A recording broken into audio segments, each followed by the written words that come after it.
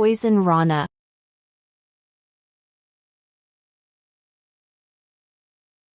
In 2025, professional wrestling didn't just change, it exposed itself.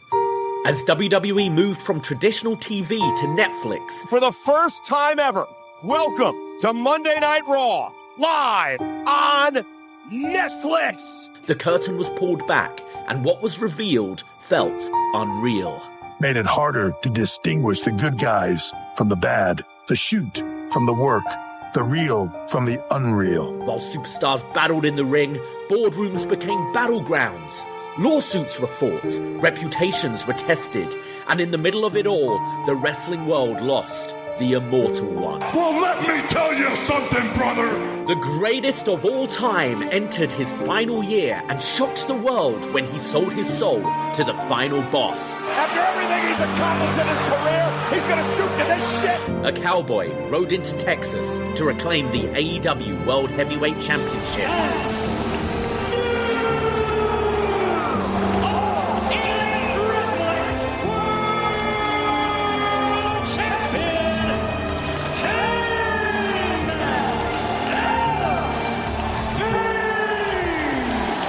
Former friends collided for their Hollywood ending. The shoe! The Storm Zero! The cover!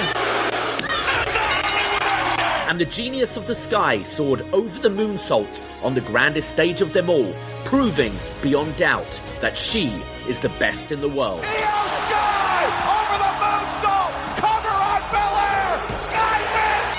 Iyo Sky wins! Three former champions fought not for gold, but for the affection of a wise man. Paul Heyman! Low-blown his best friend, CM Punk!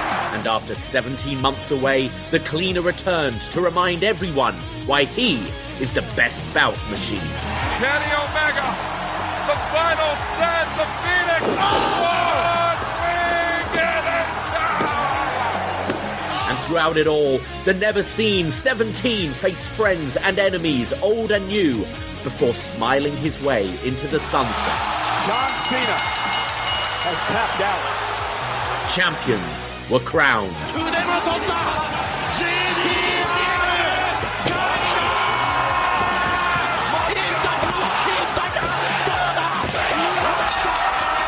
Careers were ended. A 28-year career, one of the most dominant in the history of professional wrestling. For Goldberg, it's not who's next anymore, but what's next? And throughout the chaos, the loss, and the legacy, we were gifted some of the greatest matches in professional wrestling history. Gentlemen, in my career, I've never seen better back-to-back matches than we have witnessed here tonight. So sit back, relax, as Poison Rana takes you through the best moments.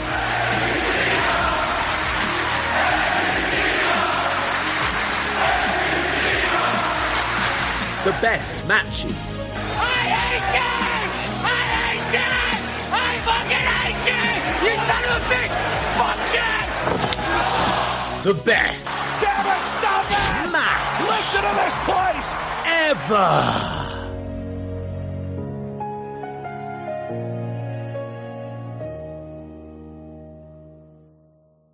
Hello. Hello.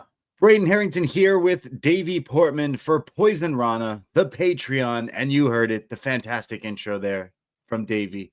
This is Best Match Ever, a podcast where we nerd out, rate, review, and discuss the top best matches from the year.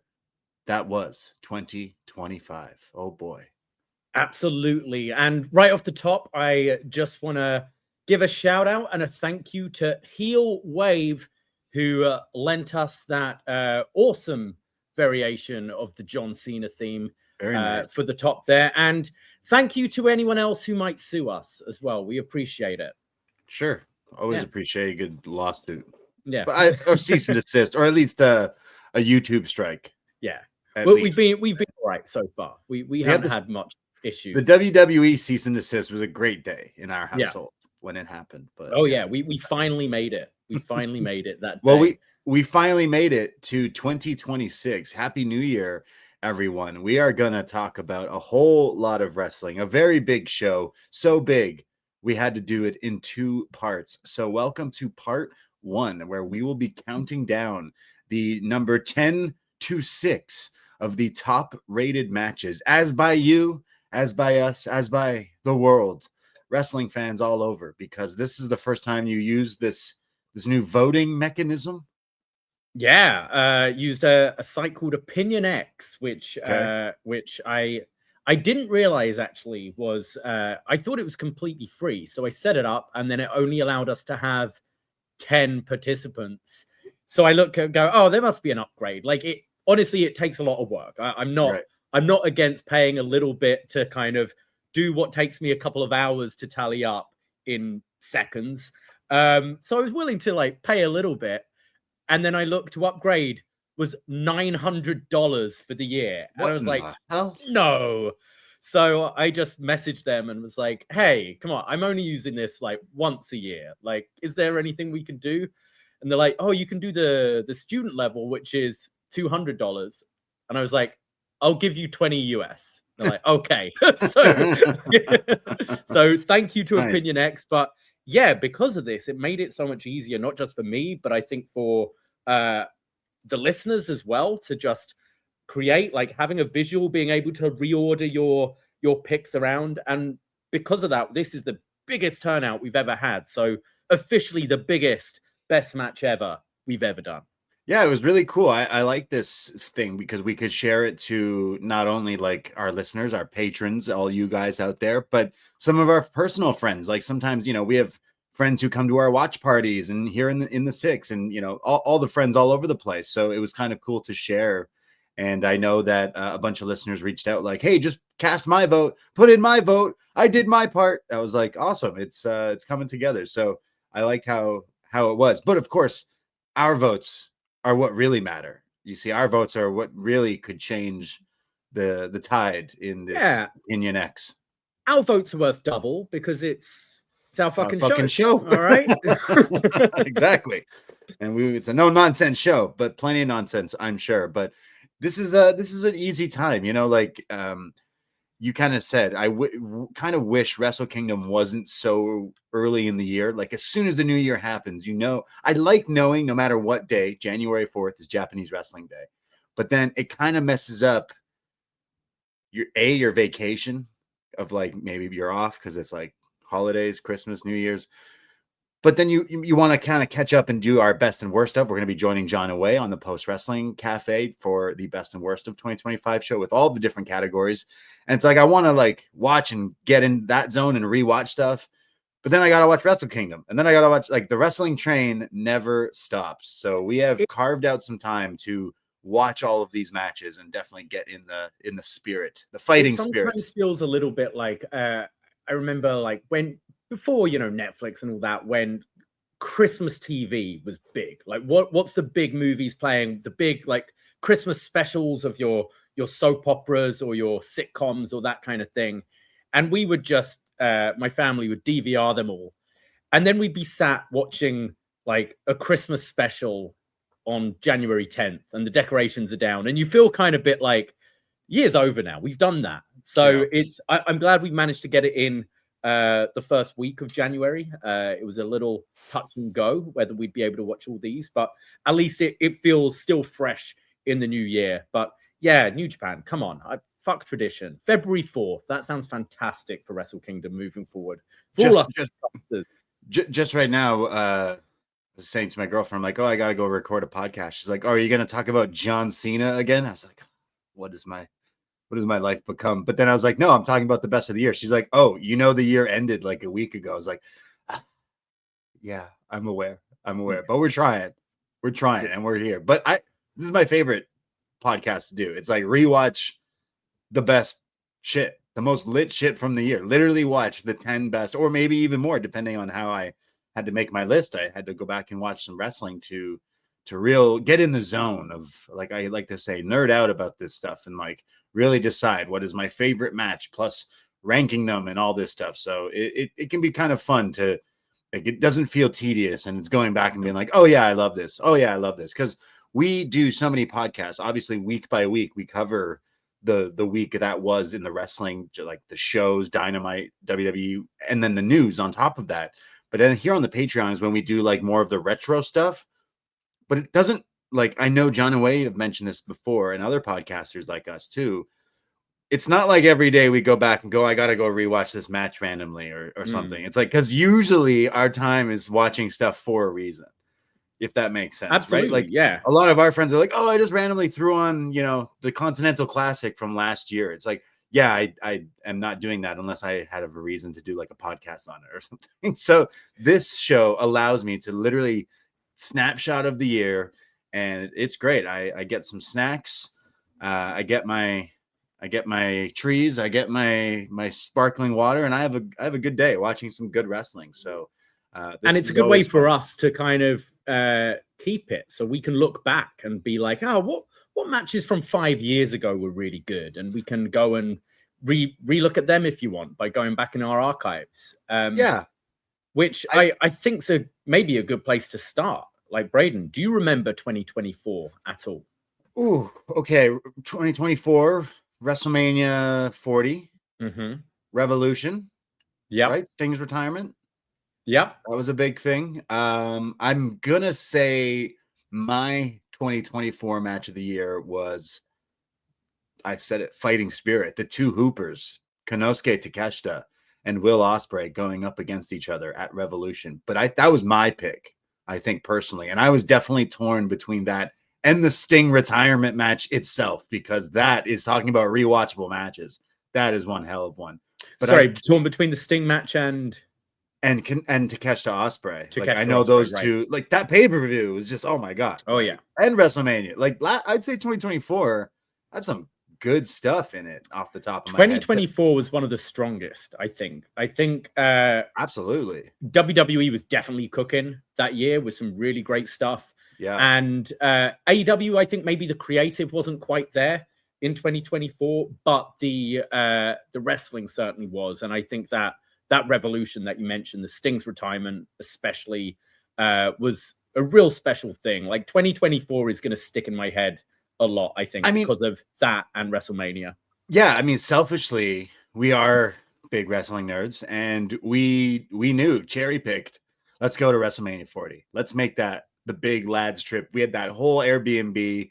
Like, we knew that was going to be a special show. And like, both nights, but specifically the end game of WWE, that moment being there is just like, that is iconic. And then we were also at Revolution, Sting's thing. So like, we are just selfish bastards when it comes. Like, that was a year that won't be topped, like, of the two top shows from both companies that we attended. So I'll always remember that. But do enlighten me, Davie. What was your favorite match personally, off the top of your head? If you don't look at this list, I feel like yours was different from mine. Was it Sting and Darby? I feel I often give a different answer on this show to what I do on Jon. Or whenever when we guest on other podcasts, we always have different answers. I'm such a whore that way. Yeah. I mean, we want good audio as well. Like, I find when doing best and worst stuff with Jon and Way, I'll have like 3 options for so many questions, and just we'll say whatever. And normally you go up first and you say all the honorable mentions and say everything before we even get a chance. But I love my honorable mentions. I think for me it was and for 3 completely different reasons, I'd say the Sting retirement match, I'd say WrestleMania Endgame, and I'd say Danielson Swerve. Wembley. They were my 3, and I'm pretty sure I said all of those 3 on different shows. Yeah, me too. Me too. I did so many shows saying the different ones. I was like, oh, whatever. Maybe this far removed, I would say Sting's retirement. I'd say as my top match of the year. I think that and Danielson really had this emotion going for it. Yeah, and WWE WrestleMania was just WWE at its absolute best. That's what we love. We love the spectacle and the moments, and I think they had a great match as well. So I think I loved all 3 for completely different reasons. But gun to my head right now, I'd maybe lean with the Sting match. Like, I've rewatched Ospreay Takeshita a few times, and I've rewatched all three. And off the top of my head, did Swerve Danielson, but was that number one on our show? Well, shall we go? Let me go through it. And, sure. Okay. And last year's countdown. Any other matches you remember being in the list at all? Man. So we've mentioned those 4. Oh, but it was such a good year last year. What else was there? Dan the Dad versus the what was it? Not Hachiko. Was it one of the doll things? Anyways, what else was in 2024? All right. So number 10 last year was Chris Statlander versus Willow Nightingale in a Chicago street fight. Awesome match. Which was an awesome match. I mean, look at those two this year having an incredible year. I mean, start of the year really for Willow in 2026, but both of them had a pretty good year. Number 9, I don't think we'd have ever got to remembering. Mercedes Moné versus Hazuki for the New Japan Strong Women's Championship. Right. I remember being a good match. Which was very good. But I think that was December 15th. So very late contender there. Right. Number 8 was Will Ospreay versus Kyle Fletcher at AEW Full Gear. That was the event we were at. I think it had that dirty. Was it the amazing match? Was it the tombstone on the steps or something? It was disgusting. I just remember that thud from that. We went to Full Gear this year, and similar friends. Shout out Daniel and Jonah. They were discussing, like they were thinking back, like that match was awesome, and I'm pretty sure our friend Way picked that as his match of the year as well. So that was a good one. Number 7 was Zack Sabre Jr. versus Bryan Danielson at New Japan, The New Beginning, which was, those matches those two had together were incredible. My same friend Daniel happened to be in Japan while this match happened, so happened to go to this, which is awesome. But yeah, I liked this version of their matches more so than the one they did in AEW. Thought this one was better. I think we discussed. Yeah, awesome stuff. Number 6 was CM Punk versus Drew McIntyre, Hell in a Cell at Bad Blood. Which another fantastic match. No notes. No notes. I liked it, but I can't necessarily I don't think I'll ever go back and rewatch. I remember on the show, I think we were like loved it in the moment, and then a bit of time removed on rewatch, it was probably like a little lower down. It was so good or so bad that they didn't do a cell match this year in 2025. I wouldn't say it was bad at all, but I think but I like that. I like they didn't do a cell match. I think make them feel special when you get to it. You know, out of cell matches in recent, that has to be one of the better ones. Though. Oh, absolutely. So, but still, number 5 was Roman Reigns versus Cody Rhodes, Bloodline Rules at WrestleMania 40 Night 2. With ring to bell to bell in ring, maybe not the top, but still really good from these two top characters in WWE. But then you add all the elements, 40th anniversary of WrestleMania, all the bells and whistles, the end game type stuff. So it really will go down as an all. And it just felt special, like all of us being there and marking out for those moments and everything. Number 4, Takeshita Ospreay from AEW Revolution, which we've already mentioned that. Fantastic. It's got to be one of my comfort matches now, where I'm just like, I need to see some good. If I watch a bad NXT, I got to be like, I'm just gonna put this on and see some real. It's that brainbuster spot that's nutty, but what a match. Number 3, Darby Allin and Sting versus the Young Bucks in a tornado tag match at AEW Revolution. Again, we've gone off on this match many a time. Just so good, awesome. Number 2 was Swerve Strickland versus Bryan Danielson in a title versus career match at AEW All In.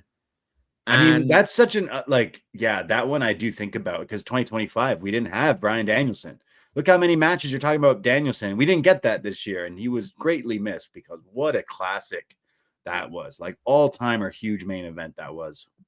And number 1 we haven't mentioned, which was Bryan Danielson versus Will Ospreay from AEW Dynasty.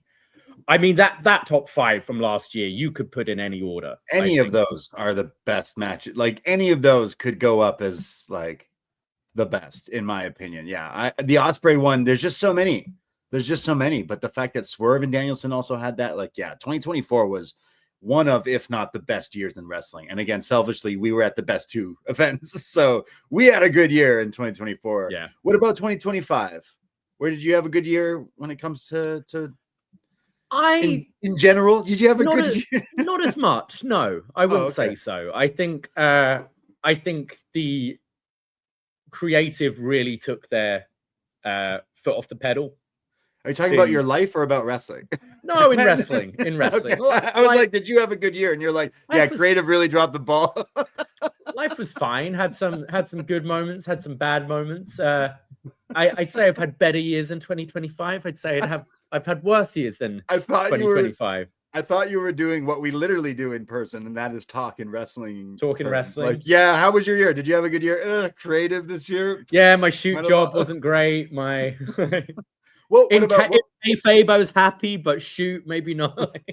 I had a really good year. I mean, like always, we were lucky enough to go to other more wrestling events and do so much more. We got to go to Texas. I got to do some traveling. So did you. Like, we did a whole lot, and like I got to go to Corcoran Hall. That was a big wrestling bucket list for me. Like, but what about you're such a chef, Davie? What about best meal ever 2025? What was something you had to eat or made or something that tickled your tongue in the year 2025? Because I know you're a foodie too. Because I can list a few things. Because we traveled, that barbecue spot you took us to was insane. The barbecue in Texas. I think one of my regrets in 2025 was not staying in Texas longer. Like I wish we left a couple of days earlier. I know it's so difficult, especially in the summer with time off work and money and things like that. But I had such a fun time. And I remember coming back off of that and saying, I feel we did 5 days worth of stuff in 2 days. We did. We rallied really hard all in weekend. Like we got some work in, we did interviews, we got to go to the show, and then we also got to be cowboys for a night. Got some, I just searched best Dallas barbecue and Terry Black's popped up. And I remember my first shift back, like the week after that week, my boss is really into barbecue and slow cooking. And I had just mentioned, I got barbecue, and he got all serious and he was like, where did you go? And I was like, I think it was Terry Black's, and he lost his mind. He was so angry because he had never been. He was like, how was it? I was like, it was really good. It was so good. So that comes to mind. We even managed to take some home. I think, I forget. Somehow I got some of that home. Well, we did. Well, we ordered so much, like, because I just wanted a bit of everything. So I was like, bit of that, bit of that, bit of that, bit of that, bit of that. Came to about $50. And you just said, I'll have what he's having. Yeah, I literally followed what you did. And then we sat down and all our boys were like, what in the hell is wrong with you guys? I blame that shitty domestic beer we drank in the swimming pool, though. Like both of our stomachs were like shot after that. Right. But yeah, we did get to enjoy the rest of the barbecue a bit later as well. But yeah, that Terry Black's was definitely up there. Texas as a whole was just such a fun trip and great experience for us. You know, us getting some of those interviews, going to that esports arena in Arlington to interview, you know, Toni Storm, Kyle Fletcher, Costco guy, etc., etc. That was awesome. Just all in Texas as a whole day was so much fun. Getting to be in that media area and walking around that beautiful new baseball stadium and recording outside after the show as the storm's going on. West Side Gun blowing trees. Chopping up Tekla at Double Wide Bar. That's right. Yeah, speaking German. That. Telling them we love Stardom. It was good times. That was probably my wrestling show of the year. Personally, was that show? I'd say. Other food I've had. I mean, the steak in Cleveland was, if you know, you know. Was that on a behind, or was that, I think, just a Road Diary snap? Yeah. I think people know. Also, there's when I visit my girlfriend in Kamloops, there's a great like Italian restaurant, and just they're like they've got a like creamy, like a spicy creamy garlic pasta with pork tenderloin, and it just fucking hits the spot all the time. So I'd throw that up there. All you can eat ribeye, that was a good one. Ooh, in New York. That was fire. What was the place called? Copacabana for Golden Grahams as well. Oh yeah. When's his birthday? It's coming up. We got to go again. The passion fruit sour was really what hit the spot there. Remember, like I took my mom to Jules Bistro on a Tuesday night just a few weeks ago in December, and like she was really impressed with some of the food that we had there. And I remember when we took our friend Graham, he shed a tear, like he cried of how good the steak was. But in my trip to Japan, I went to that fish market, the Tsukiji fish market. And before, like, some of my favorite food I've ever ate was on my last trip.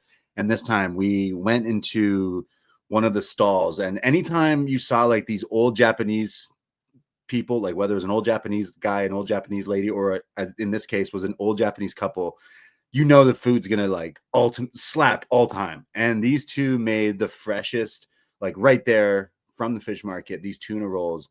And I felt like Graham at that, like a tear ran down my eye. I was like, this is so delicious. And then I'm also obsessed with okonomiyaki, but which I got to take you because I live across the street from the only place in Toronto, the Okonomiyaki House. Okay. They do it just like Osaka. And like now I'm obsessed with that kind of food as well, which is not as popular Japanese. But yeah, I know we like food here. And I know there's what is that again? It's like it's like a savory Japanese pancake, and then they put all this other stuff in it. So like, you know, pork belly or meats or I don't know how it's lit, and it's got like sauce all over. It's yummy. It's a good time. So had some of that, and it blew my mind this year. But that steak in Cleveland is up there for sure. I think the Cleveland steak may have been better than the New York steak. Ooh, you're gonna upset people there, but no, it's, you don't know until you've tried it. Yeah, you've got to go.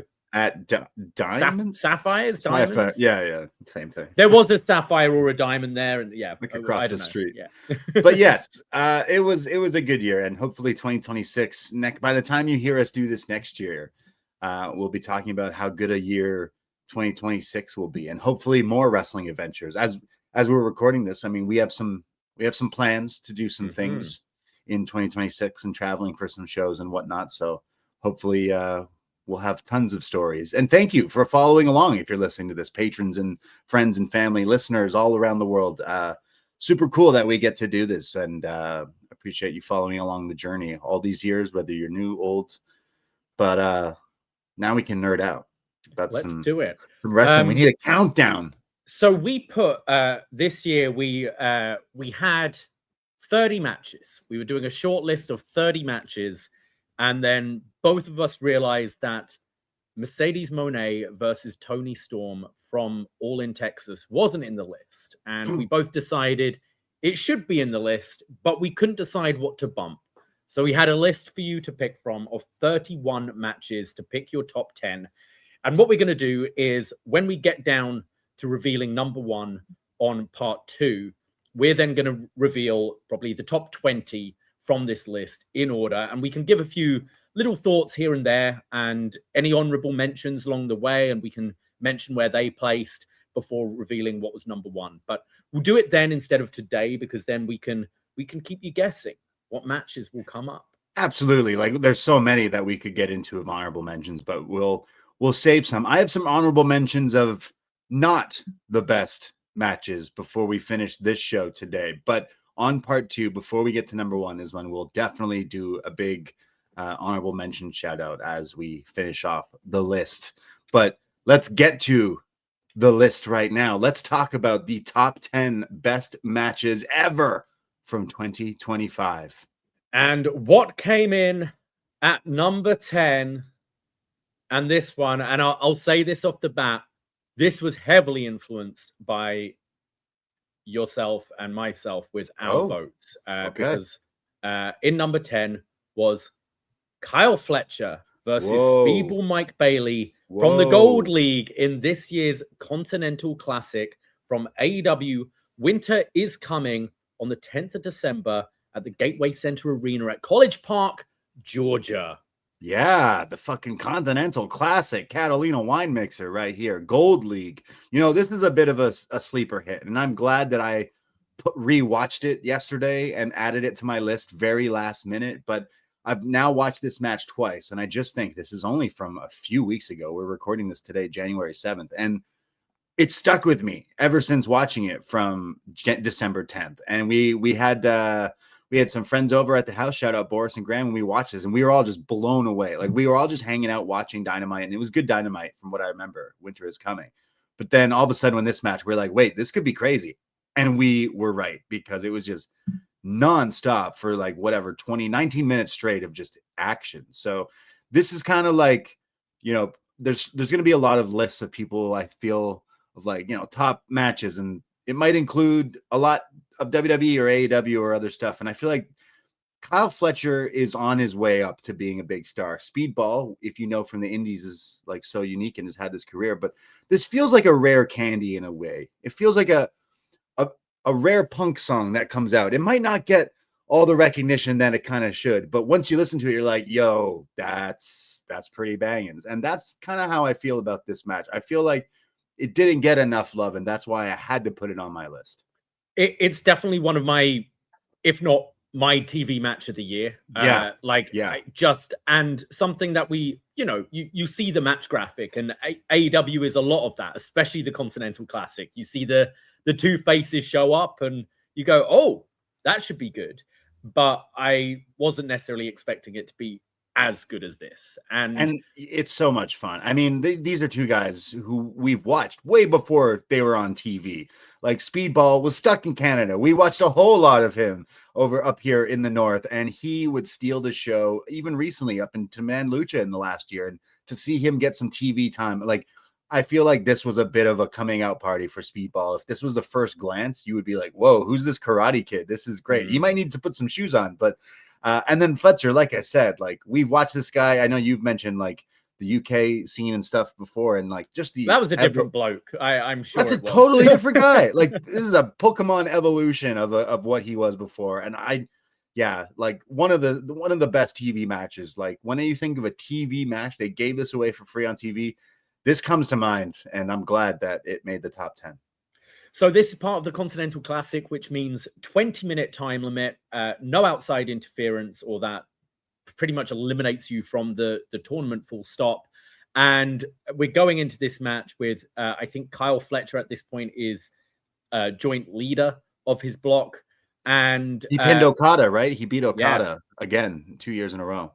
And we have this moment before it starts where they're both just staring at each other. And I remember us being like watching this, as you said, we were together watching this going, oh, they know they're going to put on something special here. Yeah. Because it was like this breath before the match starts, and pretty cool start here. It was like a video game or like one of those like, action kung fu movies. Like where holding it's like, screen before it's action. It's like, like a Dragon Ball Z fight where it's like, oh shit. Look at this pause for a second, like breathe it all in, because they're like this shit-eating grin of like, we're gonna fuck shit up right now. And yeah, they do that. They go band for band.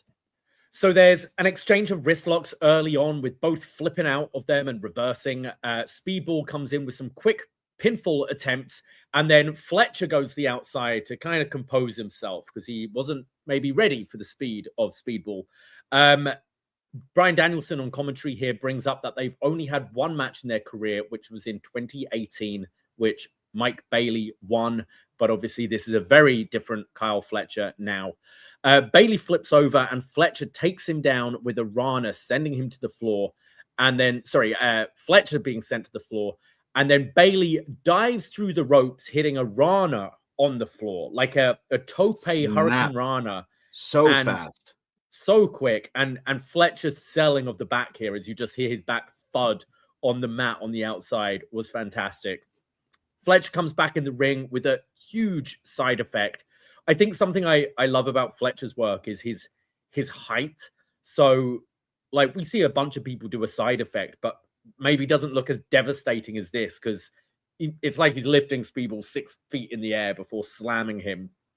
Speedball then teases an Asai moonsault to the floor, but instead hits this springboard tornillo, which just like multiple rotations, taking out Fletcher.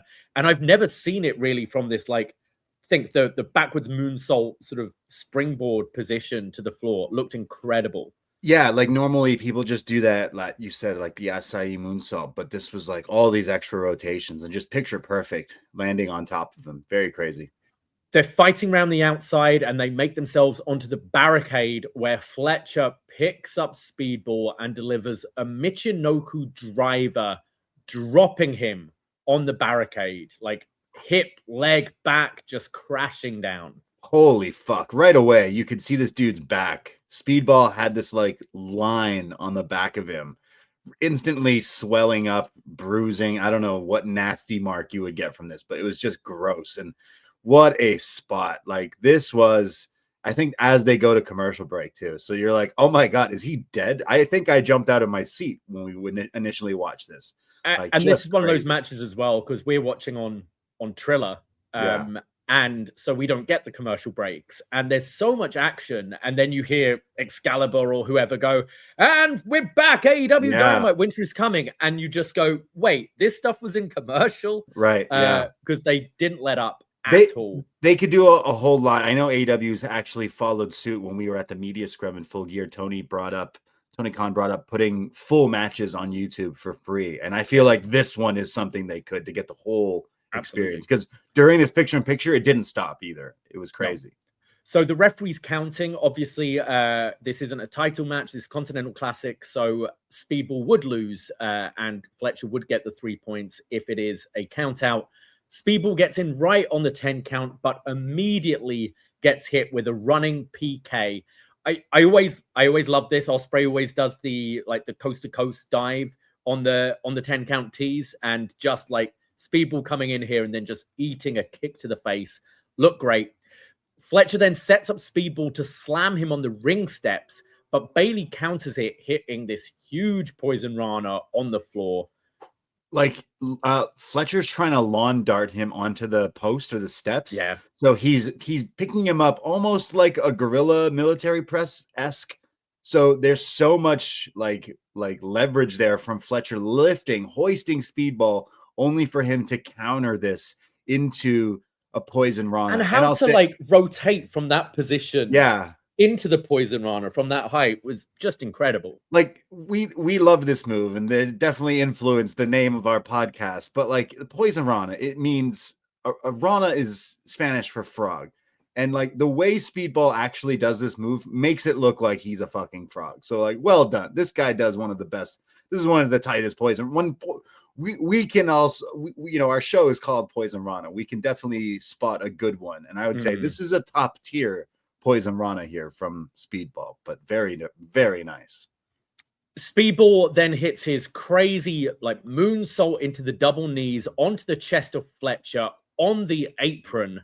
And then Fletcher rolls into the ring. Speedball goes up top, hits a shooting star press, but Fletcher gets the knees up, picks Mike up immediately, lawn darts him into the corner, and then hits his huge last ride Liger bomb, which, again, his height, these things look crazy, just dropping them on the top of the shoulders, the neck. 1, 2, but Speedball kicks out. Fletcher tries to pick up Speedball, but now Fletcher collapses. They're both making it to their feet. They're trading chops. They start trading kicks. Fletcher's avoiding as best he can the quick feet of Mike Bailey, and then hits a half and half suplex for a 2 count. They're going counter for counter. Fletcher picks Speedball up by the head for a power bomb, and this gets countered into a snap Rana. And this is where Dragon Rana, he does those, Rey Mysterio used to do where whatever he's flying, and then that's the rotation on the Rana and then hooks the legs. Speedball does it so snappy, very fast. I mean, his name is Speedball also. And this is where we get the call. 5 minutes remaining. We get the flipping knee drop from Speedball for a 2, followed by roundhouse kick to the head for a 2 count. And then his run up spinning kick, is it the Amazing Journey or Adventure Time? One of those Time two. Adventure. Time Adventure, right? Yeah. And also a fitting name for this move because he's like a warping, spinning, flying karate dude. 1, 2, but Fletcher kicks out. Bear in mind, this is one of Speedball's finishers here. Right. Speedball then runs into a super kick. Fletcher runs into a super kick.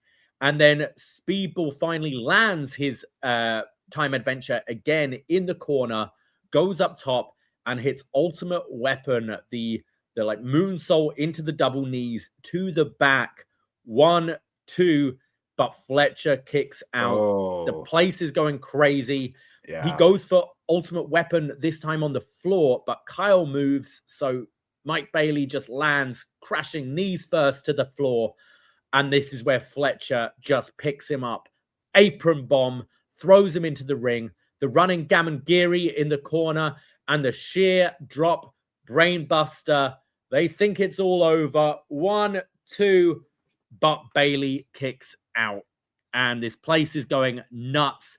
We get a roll-up by Fletcher. That gets countered into a roll-up from Bayley. And then a huge lariat from Fletcher. 1 minute remaining. And Bayley straightjackets the arms and rolls through with a very tight pinning combination. 1, 2, 3. Mike Bayley upsets Kyle Fletcher in 19 minutes, 10 seconds. Yeah, crazy timing there. Like they went 19 minutes and there was no breather in this. Like these two just went balls to the wall. Crazy stuff. Kyle Fletcher has had one hell of a year. Like we said, he looks like he ate the old Kyle Fletcher. It's that chicken and rice, right?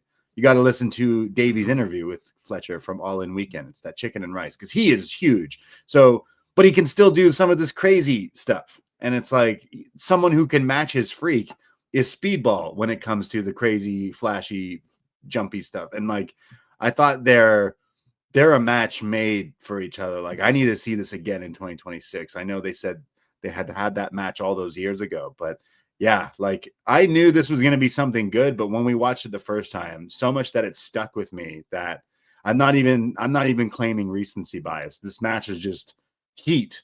And I think this should go down as one of the best Dynamite matches, full stop, from these two. So I'll say again, a coming out party for Speedball Mike Bayley, because love. This is a match you could show someone. Like, hey, you don't like pro wrestling? Go watch this match. Because like absolutely, it's great, and it's less than 20 minutes. It's 19 minutes. So they need to put this on the YouTube because awesome. I'm hyped for this match. What I love about this, like all the crazy moves and spots and all that aside, is the booking of this. And this is why I love time limits and I love point systems, because you go into this, Kyle Fletcher is one of the favorites to win this tournament. Like, I think you look at the field and you can probably pick the final four. You know, you can probably look and go Okada, Moxley, Fletcher, Takeshita.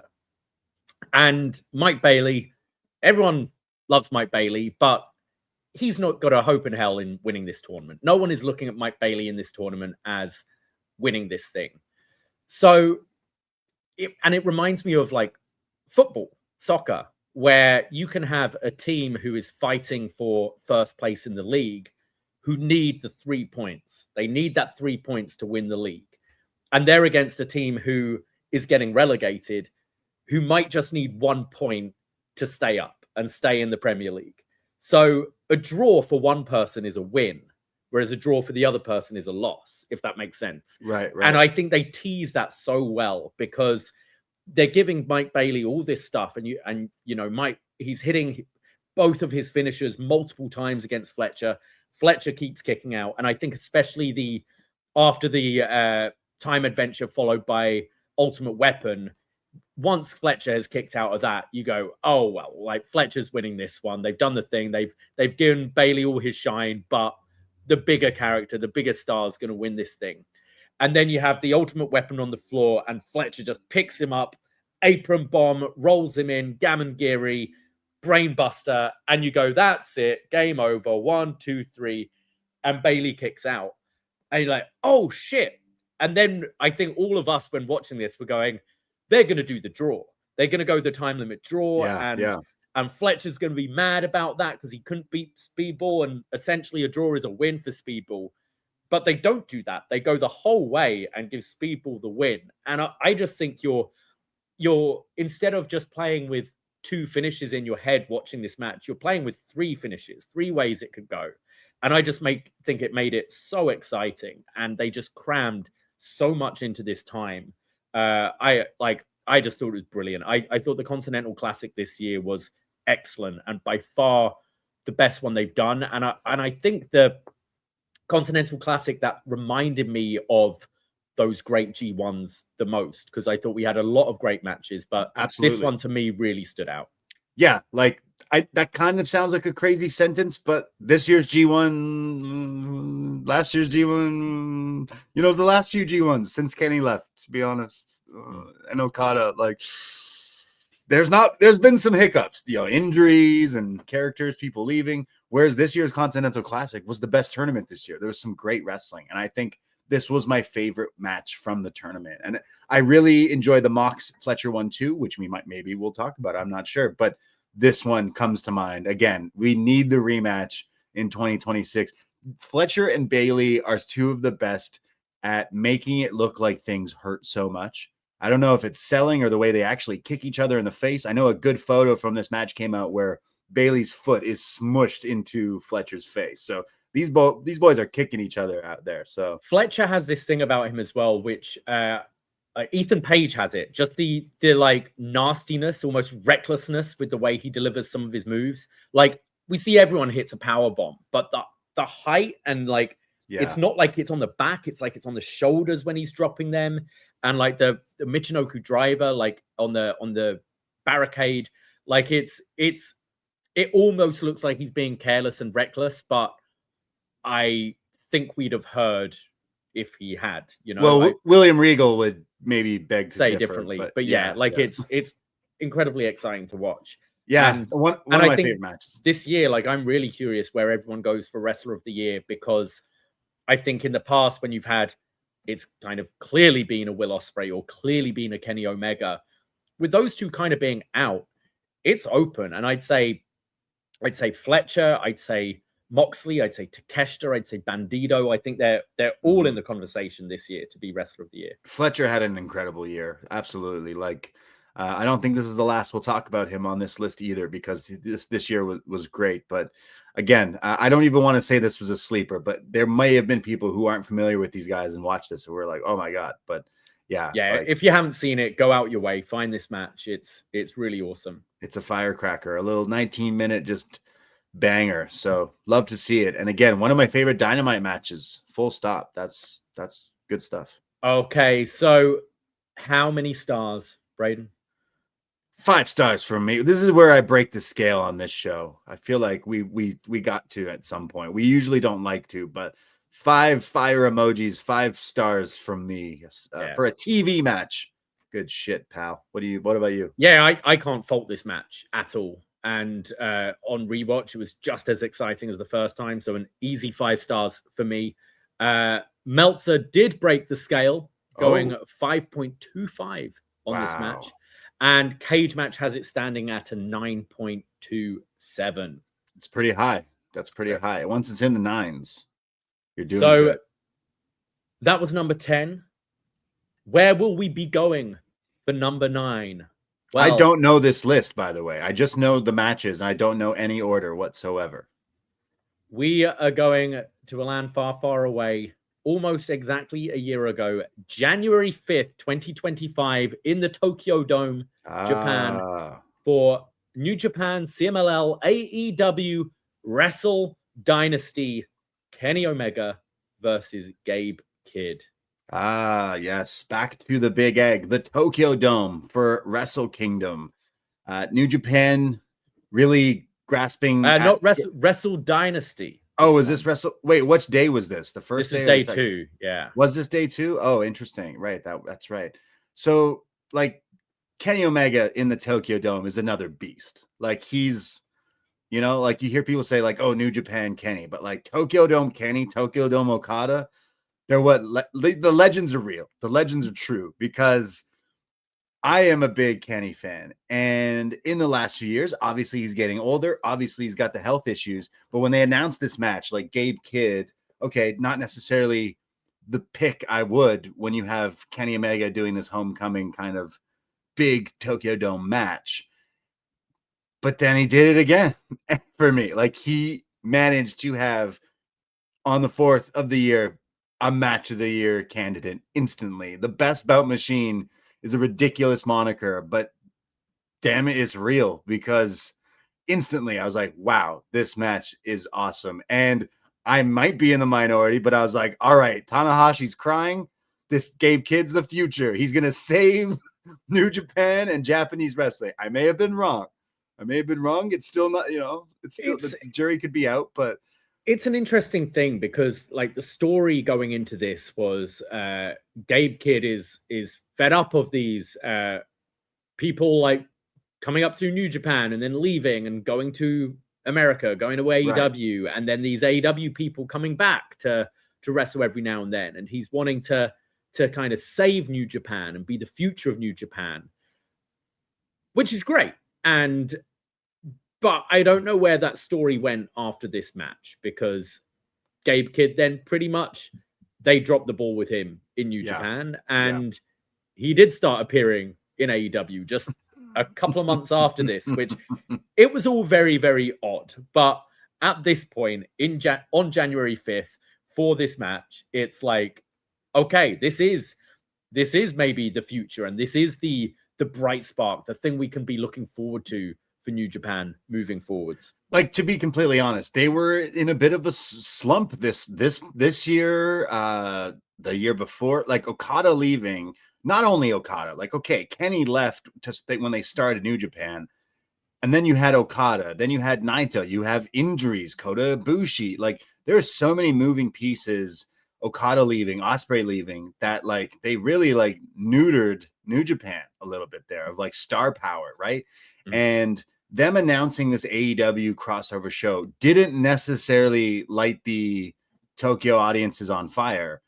And dare I say, this was a break glass in emergency, and Kenny Omega came in and cleaned this up, because like the rest of the interest in New Japan is definitely wasn't at the level it once was, and it certainly wasn't at this year with like the sellout and Tanahashi's retirement and everything in 2026. But I'd say like this was, hey, Kenny, you got to go out there and we got to help get this guy over. And Kenny can wrestle a doll or a broomstick and have a good match. And I think Gabe Kidd definitely brought it in this match and definitely showed me. So I'm not saying that it's over or anything, just the year to follow. There wasn't really any follow-up. I know he had injuries as well, but New Japan or Gabe Kidd, I'm not quite sure what happened there. But if you watch this match in isolation, you'd think these two are like two of the best wrestlers, and you're going to have this crazy year, maybe rematches, this and that. And nothing really ever comes of it, but Tanahashi was really proud. So I guess there was that. And this is Kenny's first match back after having diverticulitis. I think 17 months off or something like that. Well, yeah, but also to New Japan, and also to Wrestle Kingdom, to the Tokyo Dome. So like that is a big deal for people, and like I'm sure he will do another one before he retires, and I'd like to be there. But like I was happy that we got this, but at the time I may have been a skeptic of like, hey, could this be on the level? Like, this is Kenny Omega in the Tokyo Dome, right? Like, can this be on the level of some of the other things we've seen? And I like to say I was pleasantly surprised. And then I never rewatched it since watching it live last year until yesterday. And it still made me feel that way. So that's why I had to put this on my list personally. I don't remember where I put it, but it made my list. Clearly, some of you also voted for it. So Gabe Kidd comes out and reveals that he is in New Japan Pro Wrestling branded trunks. And you hear a bit of a the Japanese crowd. And Tana. This is where Tana was really crying, because like the whole gimmick is like Gabe Kidd is now wearing the New Japan trunks, like the Ishii trunks with the New Japan lion on it, like showing that he completely baby facing himself to this crowd. Yeah, like in a weird way, this is totally that. This is Gabe Kidd, who's the loudmouth British guy in Japan, and here he is now all of a sudden, as this match starts, turns babyface. And Kenny, who's, like I said, is easily a star in Japan, dude can speak Japanese, instantly is like, nah, I'm the heel in this match. And it's this weird dynamic, but it's like a movie. It works. It's weird to us. I don't necessarily know how weird it is to Japan, though, because if you think like Kenny's last match was Tanahashi, yes, where Tanahashi was very much the babyface. I think people were maybe there was a little bit. I'm not saying completely the Lesnar Goldberg thing where crowd returning because they know they're going, but I think there's an element of that where the crowd were like, "Well, fuck you, you're leaving us tomorrow, so let's go Tana." So, but you get like the initial pop of him coming back, but then I think the audience learn quickly what their roles are and who they should be cheering for in this one. right, like I think he could easily come back and do another match next year, the year after, whenever he's eventually going to want to retire and do one more of these Tokyo Dome matches. And I feel like people would definitely be there for it. But yeah, I really like this match. This is my second time watching it, but I'm glad it made this list. Kenny comes out to his awful Final Fantasy theme, so I'm going to knock a star off the bat for this. Was this the debut of this theme? I think so. Yeah. So. Like, okay, I know there is Final Fantasy people out there. I know that the whole Kenny One Ring Gauge, there's a lot of Final Fantasy, and they actually got the guy who works on Final Fantasy, this and that. Okay, cool. But can't you just play that and then hit your actual theme? Like, I love Battle Cry. I think that is a perfect theme for wrestling. It's a rock, loud, it's got the hook, it's catchy, and it works for getting you amped for a fight and an entrance and pyro and all that. I even like his New Japan Devil's Sky theme. I like that one too. I think that's an awesome theme song, especially when he was the cleaner and a heel. But worst song of 2025. I'm sorry, Kenny. This song is not a wrestling song. It is a video game song. I love Mario Kart, but I'm not coming to the ring at Wrestle Kingdom to the Mario Kart theme. You know, okay, wait, that would actually might cook actually. Mario Kart 8, it's pretty fire. But like do it as an intro and then play your like rock music. I don't know. It definitely, because we had Okada change his theme in 2025, and I think people instantly hated it. But right away, I was like, oh, he's a bad guy, and he changed his iconic theme. That's a heel thing to do. Yeah. And then now I've learned that it's a band, this Japanese band featuring an Okinawa Japanese rapper as well. I'm like, oh, this is actually a song that kind of grew on me. So if I'd have to say polar opposites, that's probably my favorite new theme of the year. I might get heat for that one, but I hate this as you said, works with character change. It's loud. It's a rock song. Whereas Kenny's is like, it's like, what? No, like go away. No. Yeah. So Gabe is clearly upset by this theme as well, because he starts the match by going, "Fuck you, bitch. Let's go." That's pretty much what Chris Charlton says on commentary to Tony Khan, right? Right in the beginning of this match, he got suspended because he says he's yelling. I haven't rewatched this since it happened, but it is kind of funny. He really goes off here. Chris Charlton's on one, dare I say, and on commentary here. I think he's trying to sell the story of the match as well. Like I think especially these Wrestle Kingdom and Wrestle Dynasty, these kind of shows, you've got people watching it who don't follow the product, who don't follow everything. And it's just, oh, it's Wrestle Kingdom. I'll tune in and watch it. And I think Charlton I don't love his commentary, but I do think he's pretty good at filling us in with what the story is. I think maybe he's trying to do that, but is also obviously the New Japan guy. So he's championing New Japan, whereas normally he'd be a bit more unbiased. He goes a little too far with it. In this match, it does get a little overbearing at points, but I do think it's made me understand what the story is. Yeah, like we've had in NXT the TNA, which is a lousy excuse of a like brand versus brand or whatever, company versus company war, invasion or whatever you want to call it.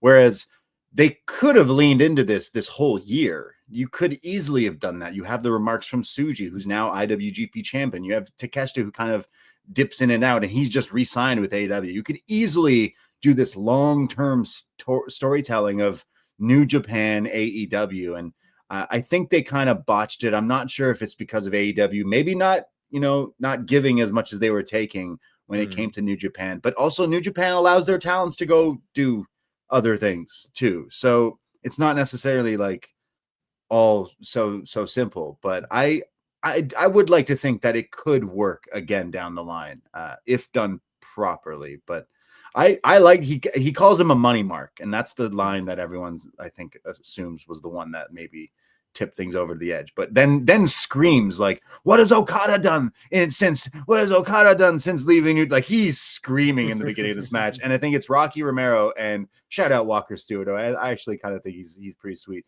They're like, anyways, let's get back to the match. It reminds me of, is it One Night Stand where Joey Styles is going off on Mike Awesome, right? And then there's a point in commentary where they're like, yo, fucking chill and call the match, right? Yeah, which is an awesome match, and you're just shitting on Mike Awesome. Yeah.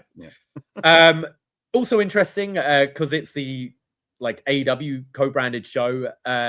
Bryce is refereeing this match, which is just a little jarring seeing him referee in the Tokyo Dome. Well, you got a fucking British guy and a Canadian guy who thinks he's Japanese. So you got all sorts of language barriers here with that. Where's Gabe from? Is he a Scouser? What's his accent?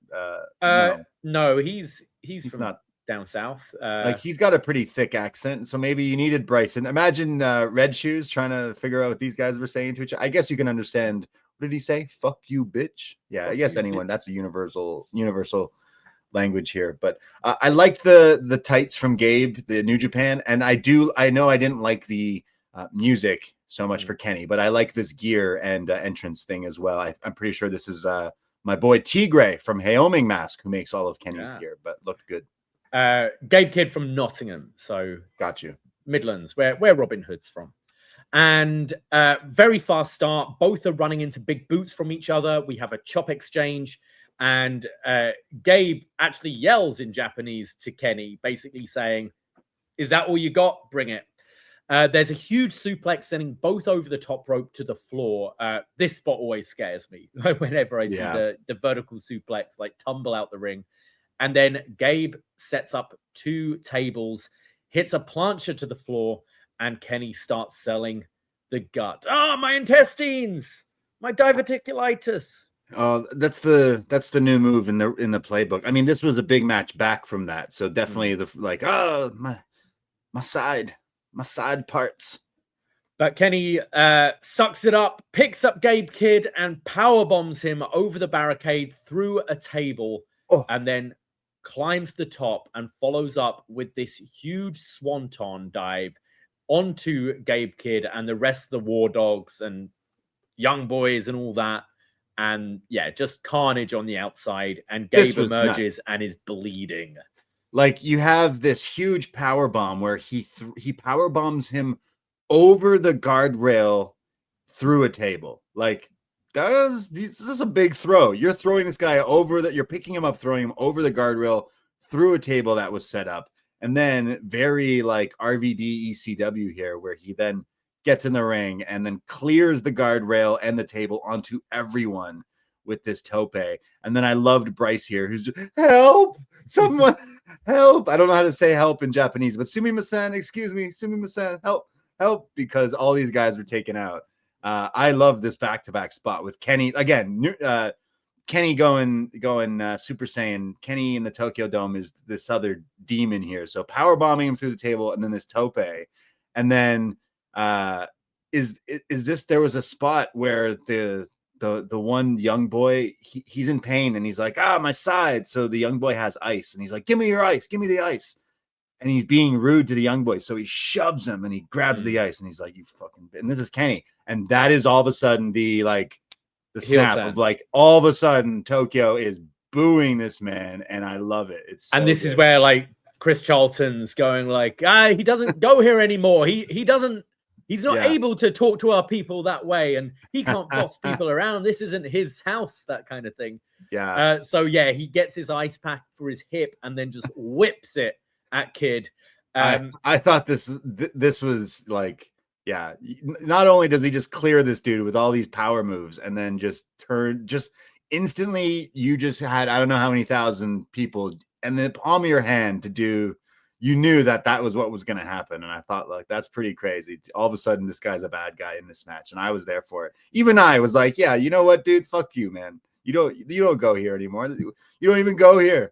Come on. Gabe then gets a steel chair or a folding chair. Let's not say steel here, but gets a folding chair and whacks it in the gut and then whacks it on the back of Kenny and then hits a brain buster through the table, and you just see this like head, like it's like when you headbutted the wall back home, just this head mark in the table. Yeah, pretty nasty here. And then he's also Gabe does the like Shibata pose. Yeah, like he sits there across his arms while he's all bloody, staring at Kenny, like he's happy, he's proud of what he just did there. Like yeah, so he's reaching down from all the New Japan legends that he's learned from. He launches a piece of the table at the head of Kenny. Both are now bleeding. Kenny starts to run and grabs the head of Gabe and just slams it against these. What's he called this move? Like the sort of bulldog he does, but the face palm. Like a version. slam dunk. Yeah. Yeah.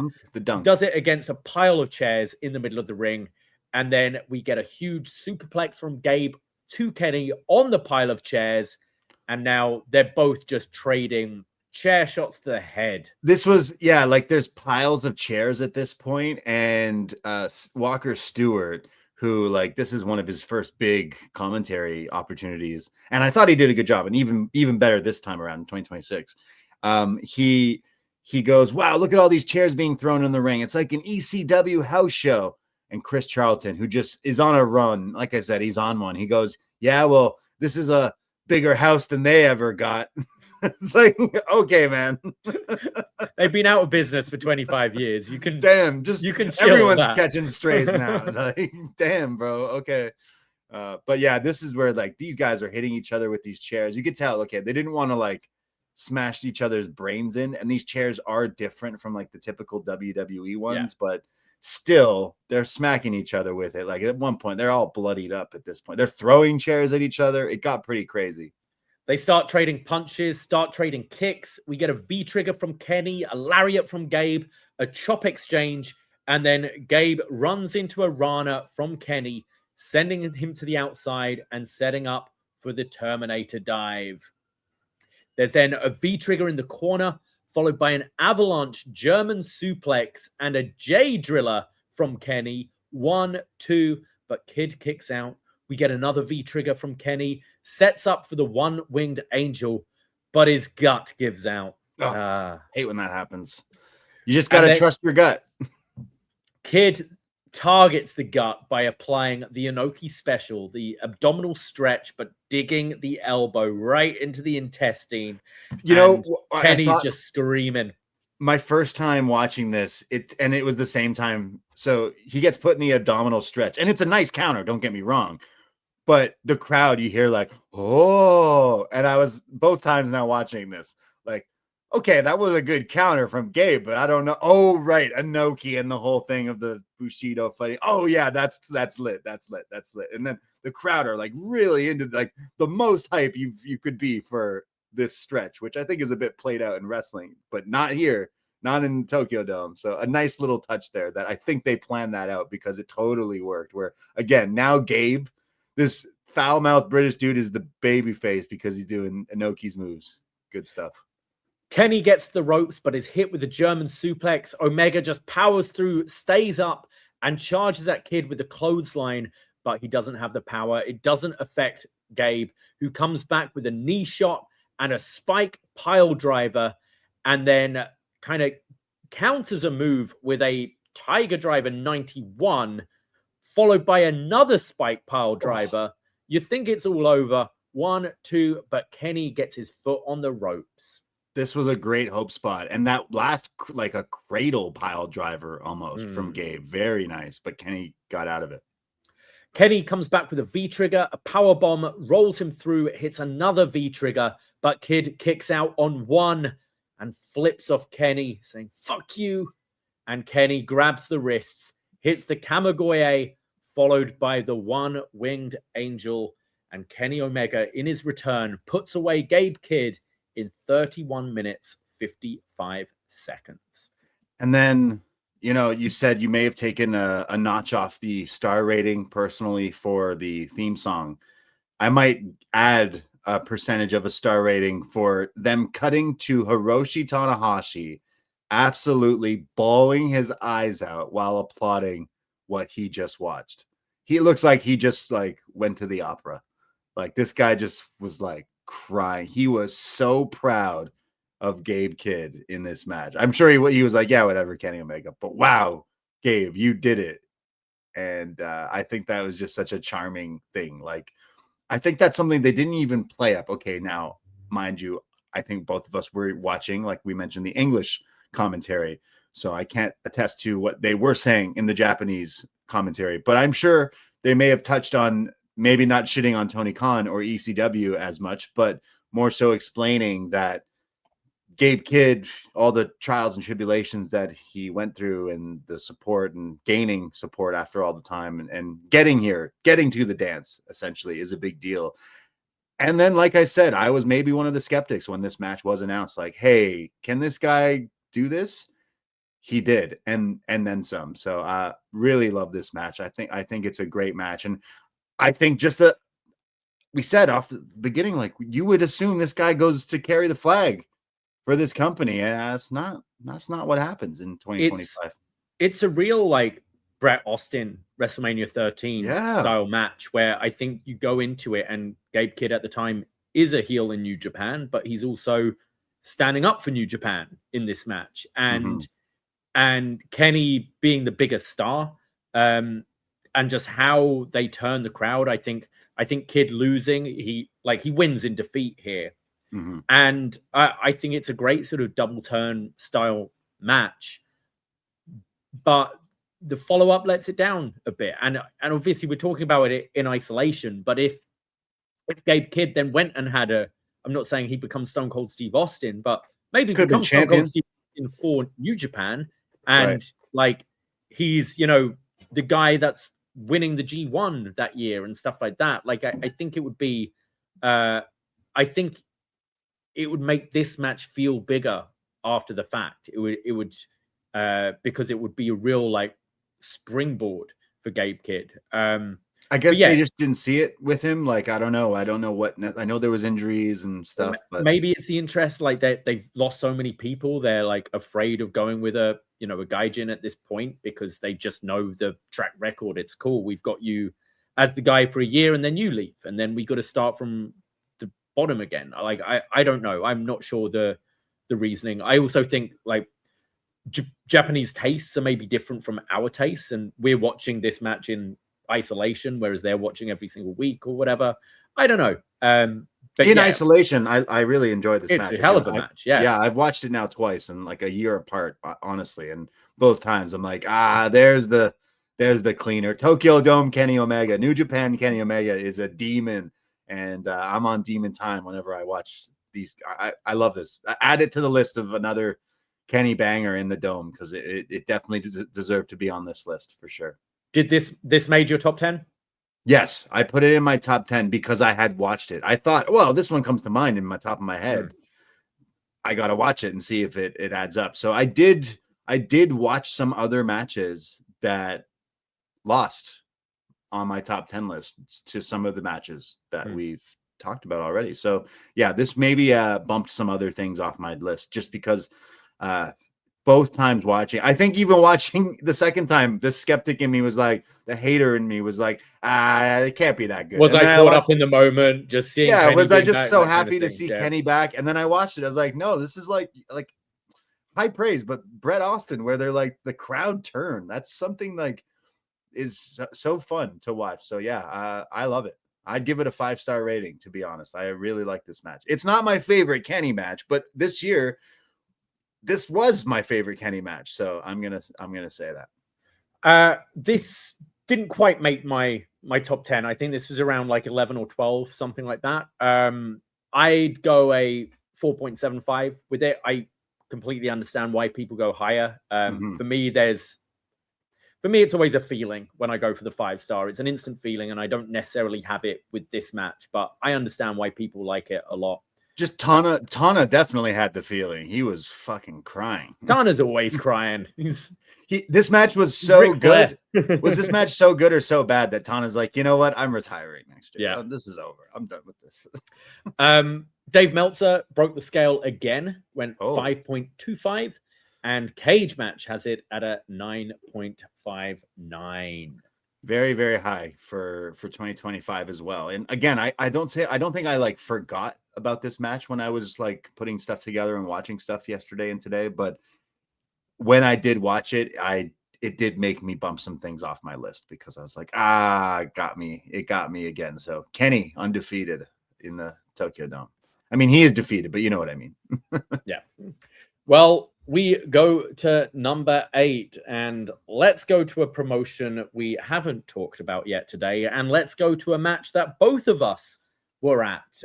Maybe an event which had a moment that people remember a little bit more than this, but especially for Canadians, this is a very special match. It is Kevin Owens versus Sami Zayn, unsanctioned. So does it count? Should it even be in the list? Did it even happen? Did it even happen? WWE Elimination Chamber 2025 from March 1st, the Rogers Centre, Toronto, Ontario, Canada. How dare you say the Rogers Center? It's Kevin Owens. It's Kevin Steen versus El Generico in the Sky Dome in Toronto. Yeah, this is a Canadian classic. I ain't talking hockey, even though we will, because there's hockey sticks in this match. But and aside from commentary, not knowing what sports teams or venue this even is, at one point Michael Cole says the Leafs play here, and then he says they play down the street, and then he says that this was the venue that Randy Orton got dropped on his head from Evolution, which was in London, Ontario. They were all over the place on rewatch because, to be honest, we were there live in person in the Dome in Toronto, 5 minutes from the BDE Tower, not even 2 minutes from the BDE Tower. I have yet to watch this match back. So yesterday was the first time watching it since it happened and watching it with commentary. And I was like, Michael Cole, usually you're pretty good, but he was all over the place with this. But he did shout out Generico. He did shout out Steen and mentioned that these two met in 2002 at a Montreal indie show and been inseparable ever since. And I thought that was a nice little touch. The whole, we are destined to do this forever. And these are two guys that I followed for many, many years. And here in Canada, they were big stars on the independents, and even bigger stars when they've finally made it to WWE. So for this match to actually happen, you know, when this show was announced, the ticket sales weren't that good. So they broke glass and said, The Rock, we need you to come back. But for me, it was when they announced this match that I was like, nah, I got to go to this match, man. I think I said to you and on the shows that we were doing, like, nah, like I just got to be in the venue for Kevin and Sami in the biggest stadium that we got in our city, in our country here, because like I got to see these guys. They deserve it. And I thought they delivered. You know, they've never disappointed. They've never had a bad match. And I think there's something in, you know, WWE has its style. Yet whenever these two, I find Owens especially kind of pushes that style as far as he can go within the boundaries. And I think they're two guys that always give it their all. They don't seem to phone it in. And especially when they're against each other, it's special. And, you know, this is now, okay, a lot of us would have liked this to have been WrestleMania for the title at some point. We might never get it again. We're not sure. This is, as it stands, Kevin Owens' last match right now. That's right. Wow. And so who knows if this is the last time these two ever tie it up in Canada, in a stadium, it's pretty awesome. It was a vibe being there. Like everyone was so ecstatic. And again, we ran into so many different friends from different parts of life who all went to the show because John Cena's last time and all that stuff. But the real wrestling sickos, if you will, like they were really excited for these two to have this moment. If you didn't have the ending of this show with Rock, Cena, Cody, you should have absolutely main evented with this. And made it feel even bigger. Like, especially it being unsanctioned, because you have your main event, the Elimination Chamber, and then this is like lights out after the fact. But obviously with the Rock's involvement and the Cena turn, like you had to end with that. But yeah, fair enough. But I think as far as WWE matches go, this one was on the top of my list from 2025. Okay, a personal level, I am a Canadian. I am from this city. I've watched these guys for a long time, and we were there live together watching with Fire Frank too, nonetheless, legend who made it up for the trip to go to the Sky Dome. And we had a hell of a day that day. We had the lock-in, our Elimination Chamber party just around the corner at Gabby's. Our friend Ivan Rivers, folk icon, singing wrestling tunes. It was one of our most successful wrestling parties, events, and it was a great day for us. So even if we didn't get the John Cena turn, we got this day, this whole day plus this match was really, really cool. So shout out Kevin Owens. And I do hope we get to see him in 2026. And I do hope Sami Zayn gets a world title. But we'll see about the title, the WWE Championship. Yeah, that's right. The real one. Not the world title, the WWE. I like the production of this, the lights being down with just the white spotlight on the ring. It just makes it feel like a bigger deal. And right away, they're trading punches. It's a hockey fight. Owen drops Sami ribs first onto the turnbuckle and follows up with a senton. And then Owen starts to attack him with a steel chair. Sami gets the chair and starts attacking Owens with it, and then lays a chair across the chest of Owens and picks up another one and starts driving it, into his stomach, into his ribs, goes to the outside and pulls out a hockey stick. Hey. Owens shout out to Pat McAfee, who I know was upset that the Canadians earlier in the night were booing the U.S. national anthem, which made some headlines. But he shouts out the Four Seasons and sorry, not the Four Seasons, that's a hotel, the Four Nations, because the hockey game had just happened where we won. Yeah. So he was like, "Hey, shout out the Canadians, Four Nations tournament winners." So he does reference that, and then I guess Pat McAfee, I know he's a football guy, maybe not so much knows any Toronto Maple Leafs, so he shouts out Connor McDavid. Yes. But I know he meant to say Austin Matthews, but that's okay. I mean, we're in Toronto. In Canada. We've got two Habs fans wrestling. Yeah. Why not call out someone from a third team? Yeah, you have to understand how good this match is that I, as a Torontonian, am cheering for two Habs fans in a match. That is that hurts not only me to my core, but my family's history. And I still like these guys, okay? Even if someone out there is a Habs fan. Owens grabs the hockey stick off of Zayn and puts it in his mouth, just driving it into the face. And then they start to brawl throughout the crowd. We get a blue thunder bomb through a table on the concrete floor. And then Sami just picks him up again and puts him through another table on the floor. Yeah.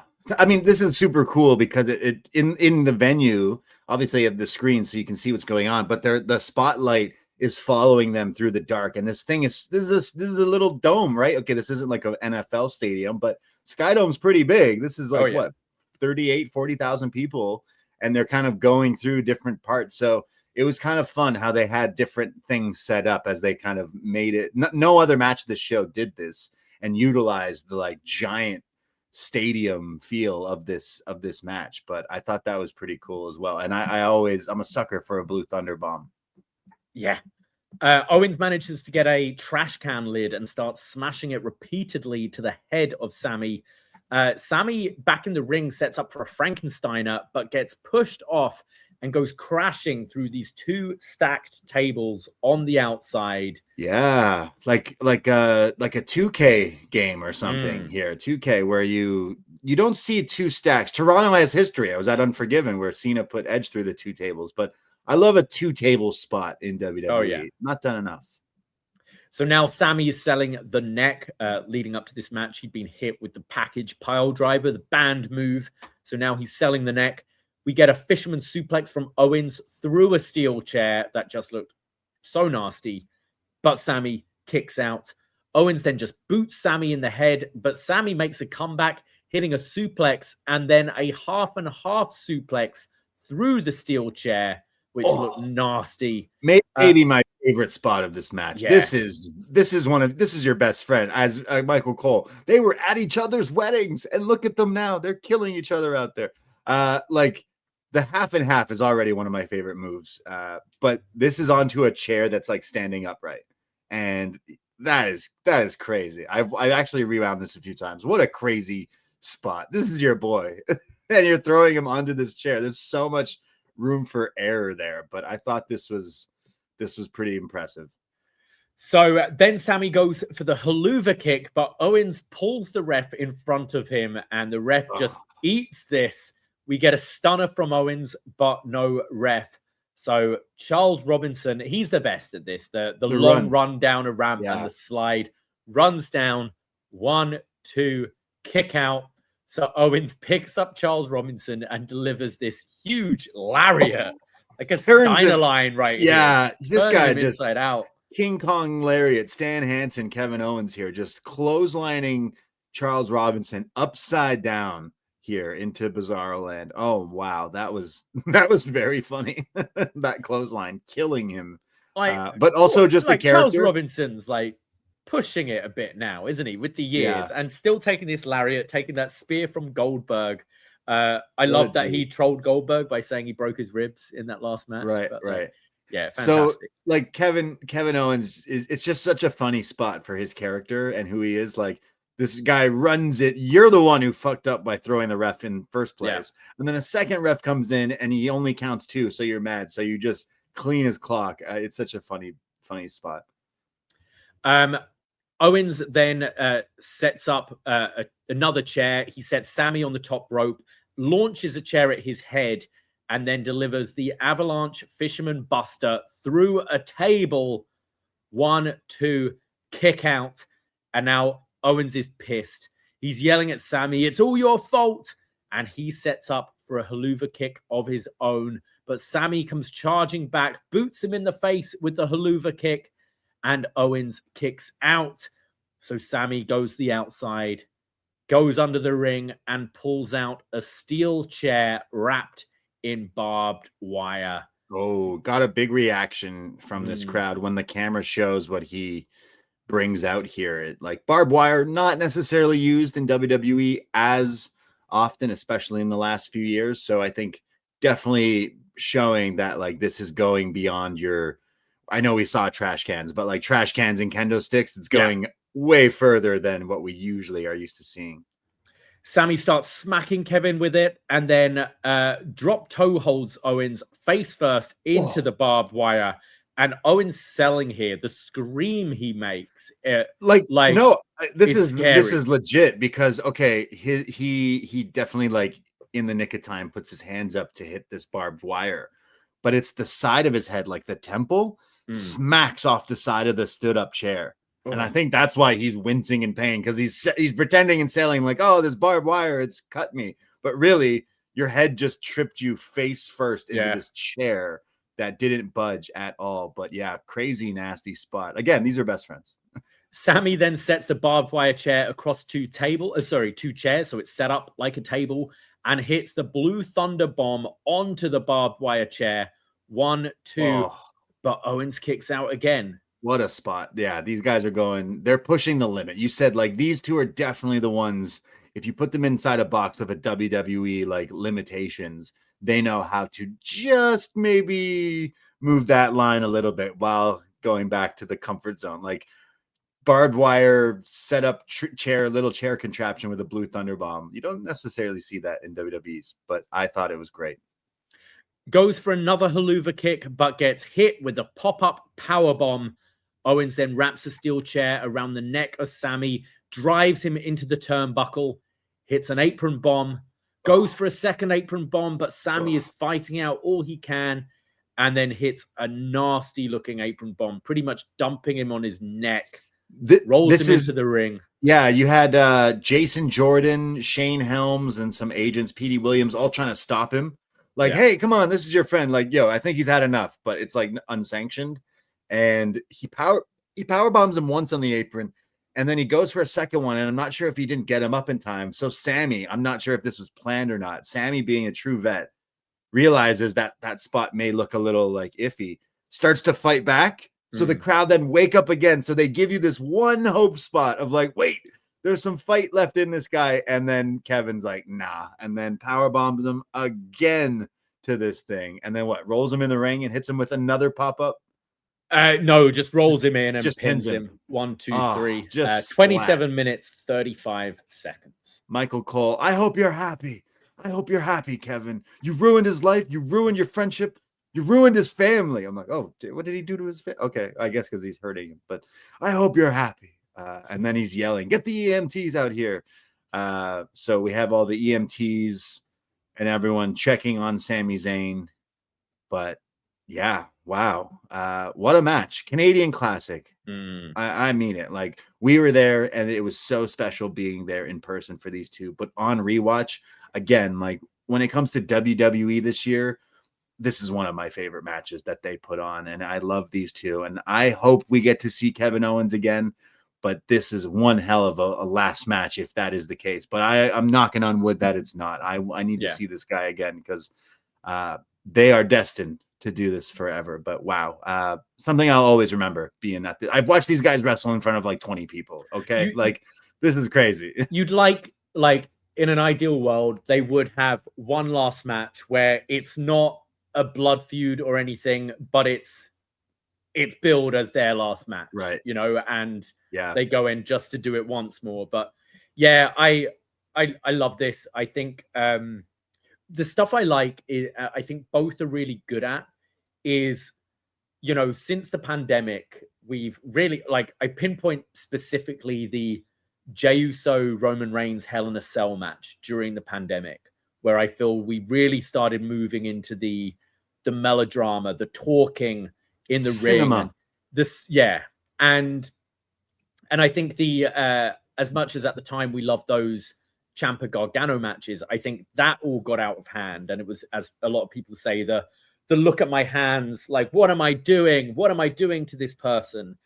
I think they didn't do any of that in this. Even when Owens is yelling, "It's your fault, it's your fault," it doesn't feel like this is the moment the action all stops and we've got to let the crowd know, Sami, this is your fault. You did this. It felt real. And I think both are so gifted at feeling believable in whatever character they're in.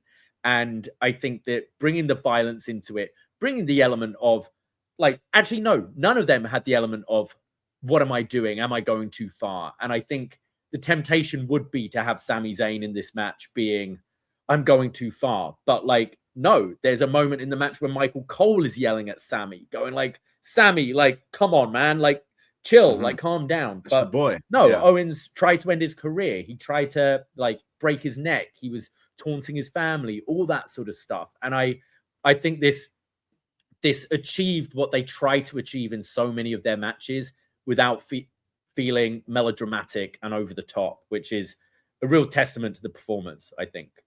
Yeah, on rewatch, I wasn't sure where I was going to stand with this match. I almost wanted to leave it the way I remembered being there in the Sky Dome. But then I watched it back and I was like, man, I'm feeling the way I did when I watched it. So hats off to these these Canucks here, French Canadians killing each other for our entertainment. And I hope one day we can do it again. In a perfect world, Sami Zayn is world champion one day, and Kevin Owens is let's do it one more time. Let's see about that. Yeah, the one thing I remember thinking I could have used a callback to the Ladder Wars or something like that, but they still did crazy stuff in this match. So as far as it comes to WWE, they did crazy stuff that you don't always see. Yeah, it's the chair spots, right? It's the fisherman Tables. buster through a chair or the half and half through a chair. Those kind of things that just feel a level of violence you're not really used to seeing in WWE. Call me a sadist, but blood would have been awesome in this match. Would have just taken it to that next level, I think.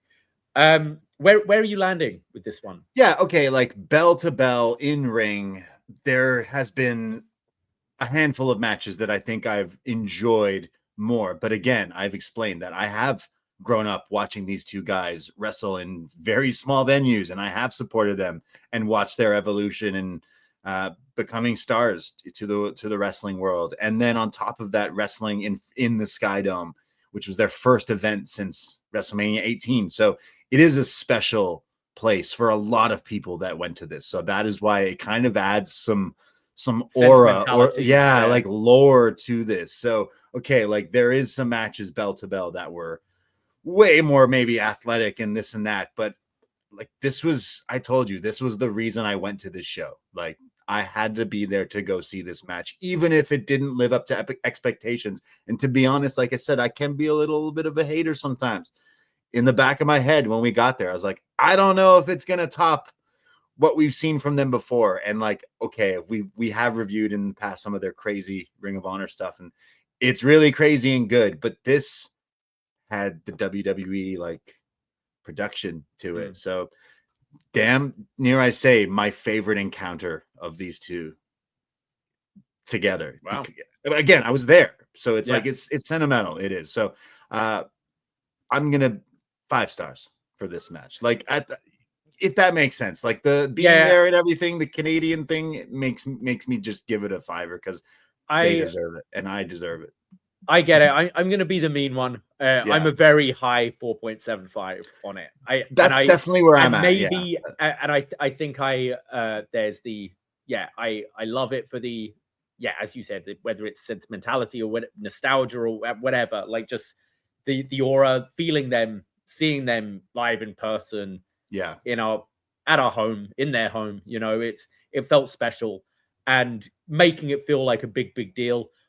I think I know that they're capable of even more than this, though. And I think that is something. I think, as you said, a callback to the Ladder War or some blood would have made this. Like I almost felt like I was wishing it to just wishing them to just be allowed to do a little bit more, whether that be, thumbtacks come out at the end and it's a package pile driver onto the thumbtacks to end it, or something that just makes it that extra step beyond. Because I feel and I felt this the first time that of course the apron bomb from Kevin Owens is a devastating move, and that's a callback to Kevin Owens' debut NXT.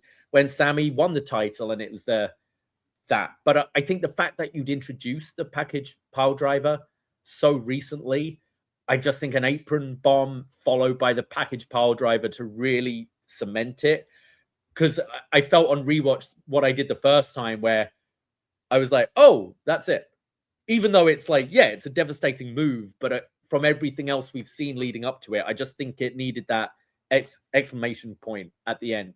Yeah, no, that totally makes sense. And I definitely kind of feel that. Like I said, there is a lot of matches this year, bell to bell, that I think were a lot better, that were superior. But the actual sentimental, emotional value and all that kind of years of fandom of these two definitely add into the emotion and the story of this. But there is definitely the matches we were just talking about before, those are some real hard-hitting matches if you were to compare bell to bell. But still, really enjoyed this match. I'm being a very a 5 nudged up, because I was there, I guess, but still really enjoyed this match. But I had to make sure I included it. I wasn't sure if I was, but the rewatch, I was like, it's Sami and Kevin. I got to. So it was in my list. Yeah, I still had it. I still had it pretty high in my list. I'll say, I watched back a bunch of wrestling these last few days, and out of it, only 2 WWE matches made my top 10, and this was one of them.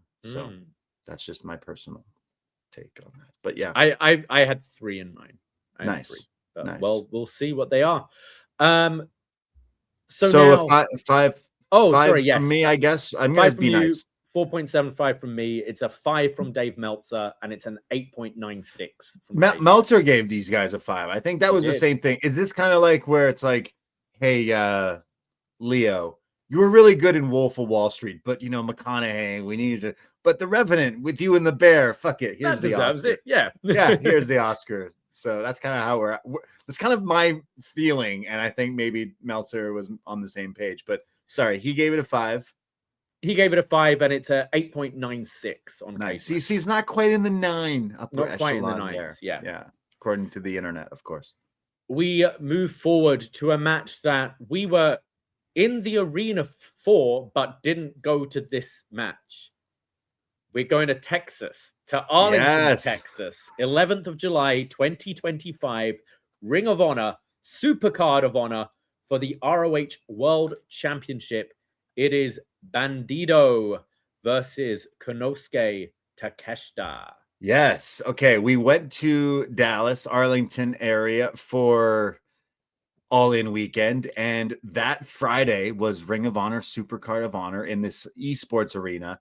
And that Friday morning, we were right there in the ring, next to the ring, interviewing all these AEW wrestlers at 8, 9 in the morning for about an hour or two. And then we chose not to go to Ring of Honor because we're in Texas. We want to have a Texas night. We went, had some barbecue, attempted to line dance at Cowboys Red River, one of the best bars I've ever seen in my entire life. So when I finally went a week later, after back in Canada, I went and put this match on, I was like, fuck, this match is awesome, but I still don't regret having the night out that we did in like Deep Ellum and then like, Red River and all that stuff. But that's how much I still like this match, that I was like, wow, I kind of wish I went to it, but at the same time, we'll see it again down the line. Again, it's one of those things where if we were in Texas for a little bit longer, we might have gone, although still it was Friday night in Dallas, we were and like had to go to Red River and shout out that bar on the left. If you know, you know. She looked like Jasmine Nix, right? Yeah, fantastic. Yeah, Red River is just a crazy, like, we bought cowboy hats that day. We did a lot. We went swim, like that Friday, we did a lot. It was Slurpee Day. Remember, it was Slurpee Day. That was the start of the stomach issues. I think I had 2 sips of mine and was like, no, I'm not 12 anymore. I can't do this. We had a hell of a night. So like, again, we weren't mad that we didn't go to this show, but I do remember saying like, it's hurting, like Takeshita and Bandido, 2 of my favorite hoopers going these days, and I didn't get to see this. So obviously we got to see them in the following night at All In the gauntlet match or whatever. So like I still got to see these guys, but these 2 are like 2 of my favorite wrestlers to watch in modern wrestling in 2025 and going into 2026. So it did hurt me to not go watch this match. But like I've said, I've seen enough of these guys already that like, we were at original All In with Bandido there. We've seen Takeshita, Ospreay. We've seen our fair share of these guys, but this will probably be a match on a pay-per-view in AEW at some point as well, right? It should be. Like one of these guys this is a Ring of Honor world title, but like Takeshita goes on to win other titles in other companies. And like, I'm sure we will see this eventually again down the line. But I rewatched it yesterday just to be like, okay, let's see it. Do I still like this match? And the same thing happened where it's like, this match is great. Kind of wish I was there, but Texas was fun. So it was that also the day we had the interviews in Arlington. So we had to take the Uber from Dallas to Arlington, do the interviews, do the media, get back to the hotel in Dallas. Quickly, we were uploading stuff. And then we went to the JFK tour. Me and you got those amazing enchiladas at some random diner right before the JFK tour in Dealey Plaza, which was amazing. And then we did the JFK tour. And then from that, it was just, drinking, swimming, barbecue, cowboy bars. It was a hell of a day. So we eventually got our cowboy hats. We were cowboy hat hunting. Went to Jack We have Ruby's. some nice ones. Yeah. Jack Ruby's Saloon. That's right. Yeah, it was a hell of a Friday. One of my favorite days ever, dare I say. And we didn't see this match live, but it would have been a nice cherry on top for sure. But we'll see this match again. But yes, have you watched this match before today? So I watched it a week ago. Okay. I didn't sit now. I've said this on the show before. Like I do find it hard to watch a match once I know the result. And obviously we heard how great this match was. I didn't have time to watch it before All In. And then you're at All In, and obviously you realize when Bandido comes out with his ROH title or whatever, who's won the match. So it makes my wanting to view it, like the immediacy of it, I don't really care because it's kind of suffered. So I like having a bit of time removed. So yeah, I watched it a week ago for the first time and then rewatched it today before doing the show. Okay, so you have now seen it twice. Yeah. Interesting. Okay, cool. So Bandido takes Takeshita to the outside early and teases a dive, but Takeshita rolls back in, and they do a bit of a pose off with Takeshita does his hand finger pose, and Bandido with the guns. It's Bandido does the gun, and Takeshita is like, I don't know, like flicking a bean or something, trying to remove a smudge on a thing. I don't know, but yeah, I like it's like his showdown, right? Everyone tried to do that whenever they fight Bandido, but this one made sense with their pose. Also, really cool, like Mexican gear from Bandido in like the beginning, like his gear itself, but the entrance gear was really nice as well. It's his short gear as well, not the long trunks. But. Yeah. We then have this beautiful looking tilt-a-whirl Hurricane Rana from Bandido, and then we go to a bit of a test of strength, which Takeshita, being the stronger man, wins by pushing the shoulders to the mat for a 2 count. But then Bandido counters by, like, it's kind of like the Zack Sabre Jr. neck cramp, twisting his feet around the neck and just keeps on doing these spinning neck cranks on his head, which look great. And then a Casadora into a double stomp to the midsection of Takeshita. Takeshita comes back, driving Bandido into the ring post, and we get a beautiful tornillo from Bandido in the ring, followed by a great-looking dragon screw, and immediately following up with stomps to the gut. I love Don Callis on commentary, who's just playing up as a asshole against Bandido, shitting on Lucha Libre, saying that's not real wrestling, even though like he's got Hechicero in his group and stuff like that. But he also says like Takeshita told him that he wants to take off his mask at one point, which like Takeshita will eventually go and try to rip at it. But he goes, it's because we all know Bandido is really ugly.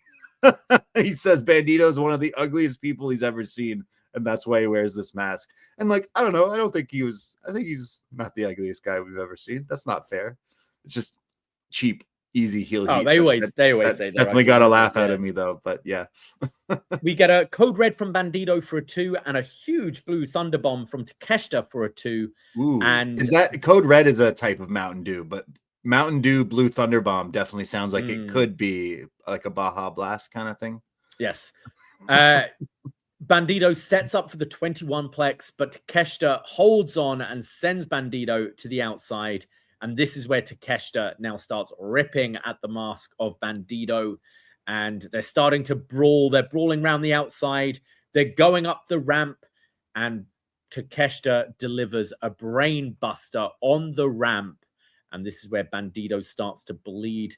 Takeshita's in the ring, and it's a 20 count because it's ROH.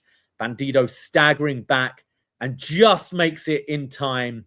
And Takeshita just catches him and applies this deep sleeper, which is great visual because now you see the ripped mask with all the blood pouring down Bandido's head. Great visual. As the referee raises the arm once, raises it a second time, raises it a third, but Bandido holds on. He's still in it. He's bleeding everywhere. And then we get a poison Rana from Bandido, sending Takeshita to the outside, followed by a huge tope con hilo, and rolling Takeshita back in. He does the Eddie Guerrero shimmy, hits a frog splash, but only a 2 count.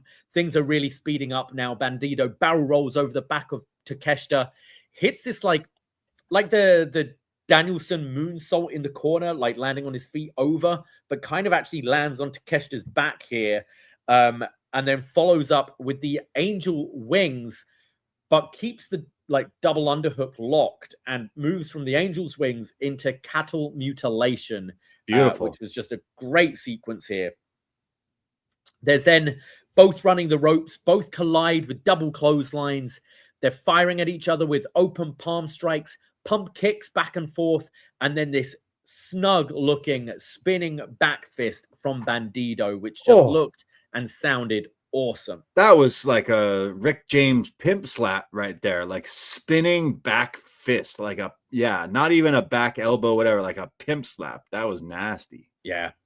Takeshita then, Bandido goes for the 21 plex again, but Takeshita flips out of it, goes for Chaos Theory, but Bandido flips out. That's like the roll through German suplex, but Bandido lands on his feet. This sequence was, these guys are like not human. This is like Spider-Man fighting Black Panther or something. Like they're back flipping out of each other's moves. They're countering for counter. This was showing off but this is where it got into the nether realm for me. I was like, whoa, holy crap. Like the guy counters his move by the backflip move by countering into a backflip. Then the other guy does it the same thing to block his move. Very impressive. Like there is so much room for error, but they did not an error whatsoever. Bandido then sets up Takeshita and hits the X knee, and then sets up for the 21 plex, hits it, but Takeshita kicks out.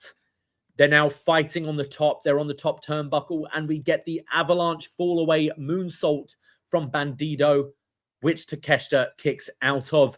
Bandido goes right back to the top, goes for the shooting star press, and gets some beautiful height with this one. Yeah.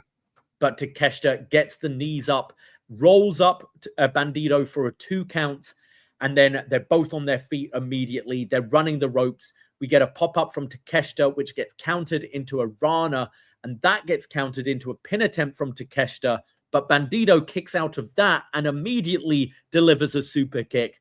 and then both men are down.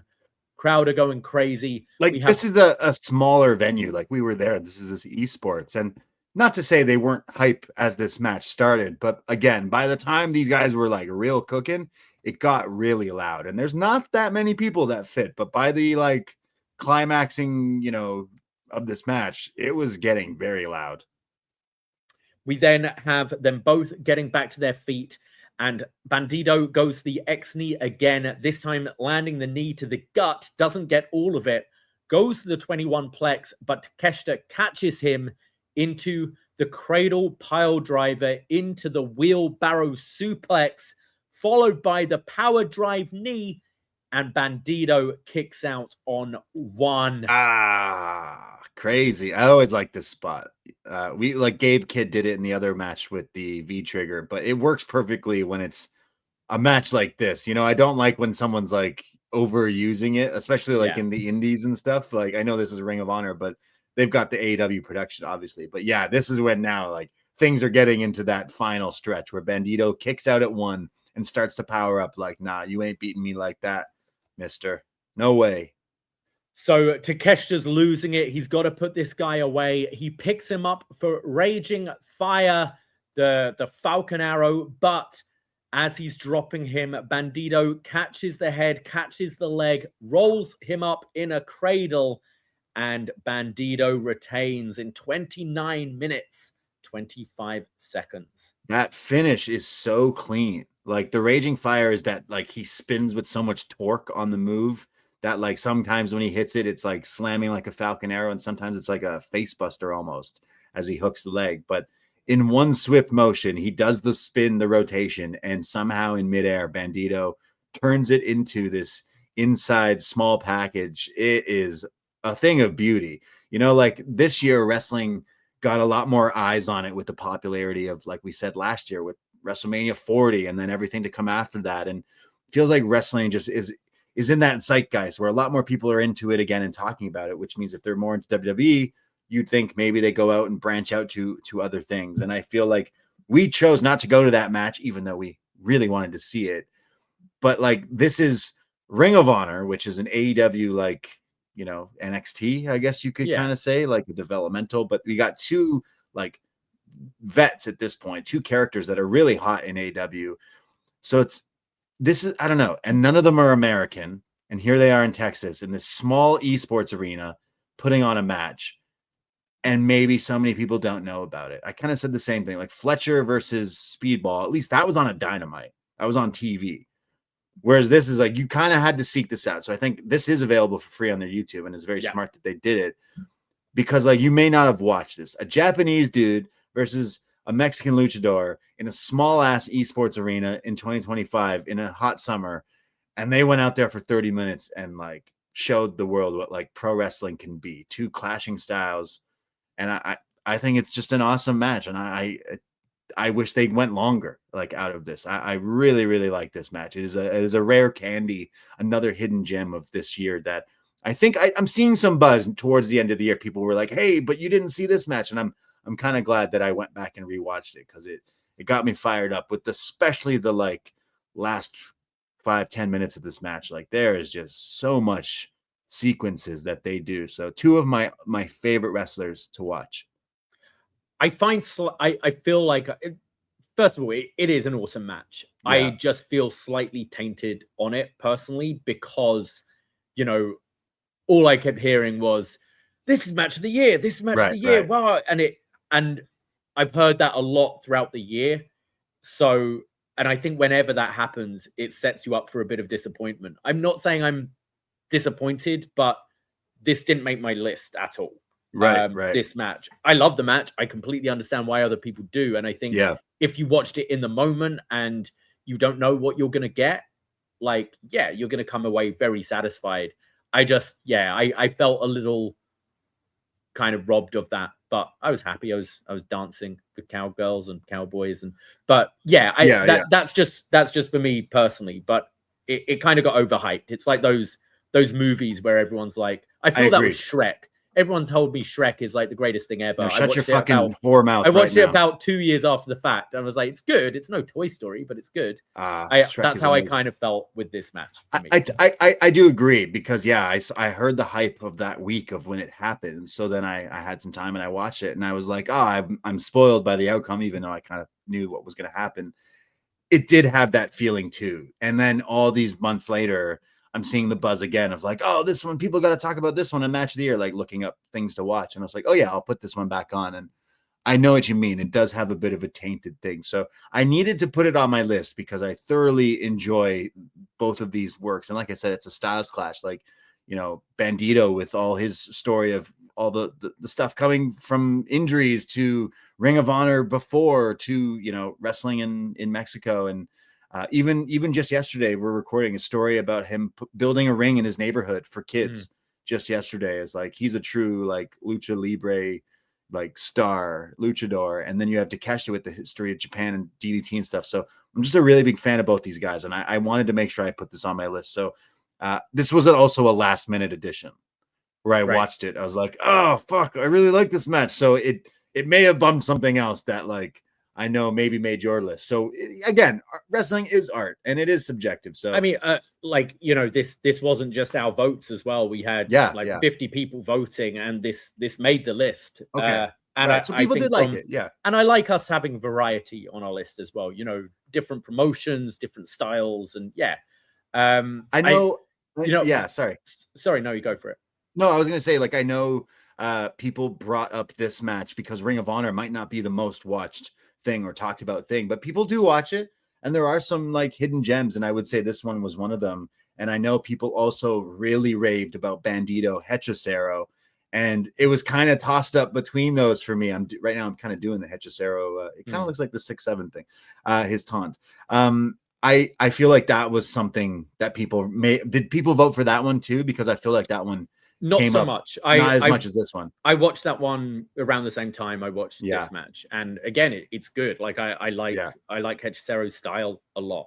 I'm not gonna lie, I did kind of also maybe bump something else off my list because I wanted some variety on this show. That I was like, but hearing like people rave about it, it's like, nah, it's just because it's really good too. So I don't know. It was between this and a John Cena match, and bless John Cena, the GOAT retiring. I was just like, man, these guys were killing each other in this thing. So again, personal preferences, but a slight nitpick as well. I hate the 21 plex. Oh yeah, that's fair. That's a fair. He needs a better move. Yeah.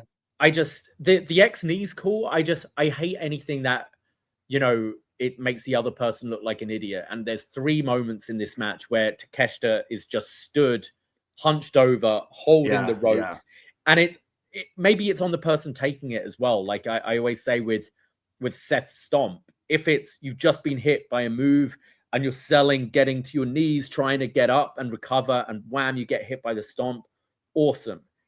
If you just stood there hunched over waiting for someone to stomp you, it takes me out of it. And unfortunately, there was 3 times where I'm watching that with this move, and I think Bandido's fantastic. I think he's incredible, and I think he's had a hell of a year, and I think 2026 could be even more of a breakout year for him and Takeshita. Absolutely. Again, two of my favorites to watch, and that's kind of why I just wanted to make sure I put this on the list. I mentioned my love of Takeshita Ospreay from 2024. They did rematch in this year, and it kind of in the same category. I'm like, Takeshita had so many good matches this year, and I needed to make sure I got my boy on a list, and this one did come to mind. But now that hearing us talk about it and kind of dissect it as we do, I think maybe I wouldn't have put it on my list. I think maybe you've changed my mind, the 21 plex. But alas, I wanted some Ring of Honor on this show. Okay? Yeah, of course. Code of Honor. Favorite promotion, Ring of Honor. Favorite promotion of 2025. Up there with MLW and. Hey, they have those guys we like. What are those?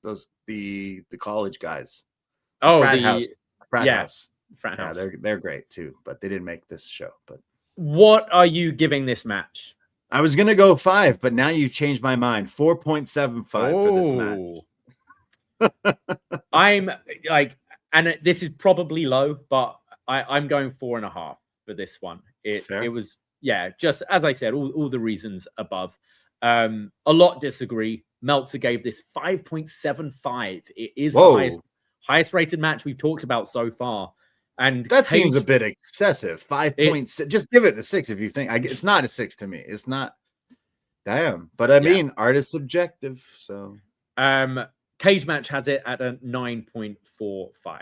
So okay, that's really high. That's really Cage Match wise, it's the second highest match we've talked about so far, just behind Gabe Kidd. Okay, so if we're looking at, again, according to the internet here, this is Meltzer's favorite of the year. Yeah. And this so is far the second favorite of Cage Match so far. So yes. This is and seems to be our least favorite. Not saying we didn't fucking like this match, but out of what we've been talking about so far, I think we're kind of on the same page that maybe we were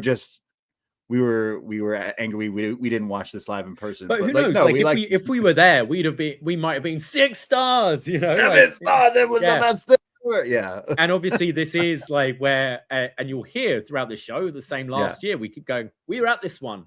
That does those memories of seeing stuff. It's not even necessarily the match. It's the memories of being there with your crew and dancing at Red River after or whatever. Yeah. Red River is a fantastic place, an establishment. We need to go back, and shout out Dealey Plaza, but shout out Dallas and all the friends we met. But yes. Well, we have one more match to talk about today. Whoa, we've made it. We've made it to number 6, the final match. 6. Well, before we do that, I said we would save honorable mentions for when we get to number 1 of other best matches that maybe didn't make the cut. Maybe we'll look at the top 20 list and top of your votes. But for part 1 here today, before we just bear with me for a moment, just a little 7th inning stretch here for something. What were some of the matches that you hated this year? This is best match ever, but let me take a minute here. Just off the top of your dome, what were some of the worst matches of 2025? Is there anything that comes to mind for you? I mean, I think a lot of the time for me, worst match, I say most disappointing as well. And I'd say, the main event of WrestleMania is the biggest match of the year, right? From a money point of view, from a marketing point of view, it's your 2 biggest stars in the industry going against it.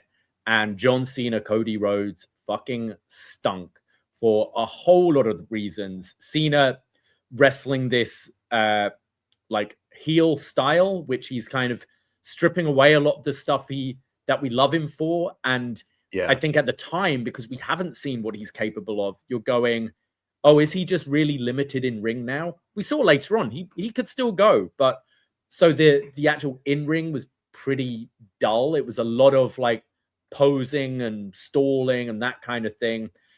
You had the lack of The Rock involvement, just the creative was poor going into it. And then Travis Scott taking 10 minutes looking like 90 pounds soaking wet, yet somehow sorting out the outcome of WrestleMania. I thought that was the biggest disappointment, let down, worst match of the year. Absolutely. It comes to mind right away because forever Ric Flair was the most titles, 16-time Ric Flair forever. Even there's different not legalities, but technicalities of titles and stuff. But 16 kayfabe wise is Ric Flair, the most anyone's ever won.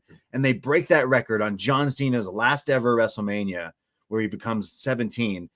And it's got this huge asterisk. It's got this huge sour, off, bad taste in your mouth that it left you of it's almost awful. I can't even remember. I forget that Cena won the title there just because I think of all the other bullshit. Isn't that was bad? WrestleMania, the main event, the biggest fucking match that you could book, Cody and Cena, and it ends up being tainted. It ends up being awful. And then Travis Scott doesn't show up again. And then Cena Men in Black retcons the heel turn. And then okay, the SummerSlam match is pretty good. I'm not sure if we're going to talk about it, but the WrestleMania match comes to mind as the first, when they're actually wrestling, it's okay, but nothing great. And then just, completely shits the bed and fucks the landing. And I think it will go down in my mind as one of the worst matches not just WrestleMania, but WWE, like they really fucked that. So that one comes to mind. You know, like there's a lot of John Cena matches this year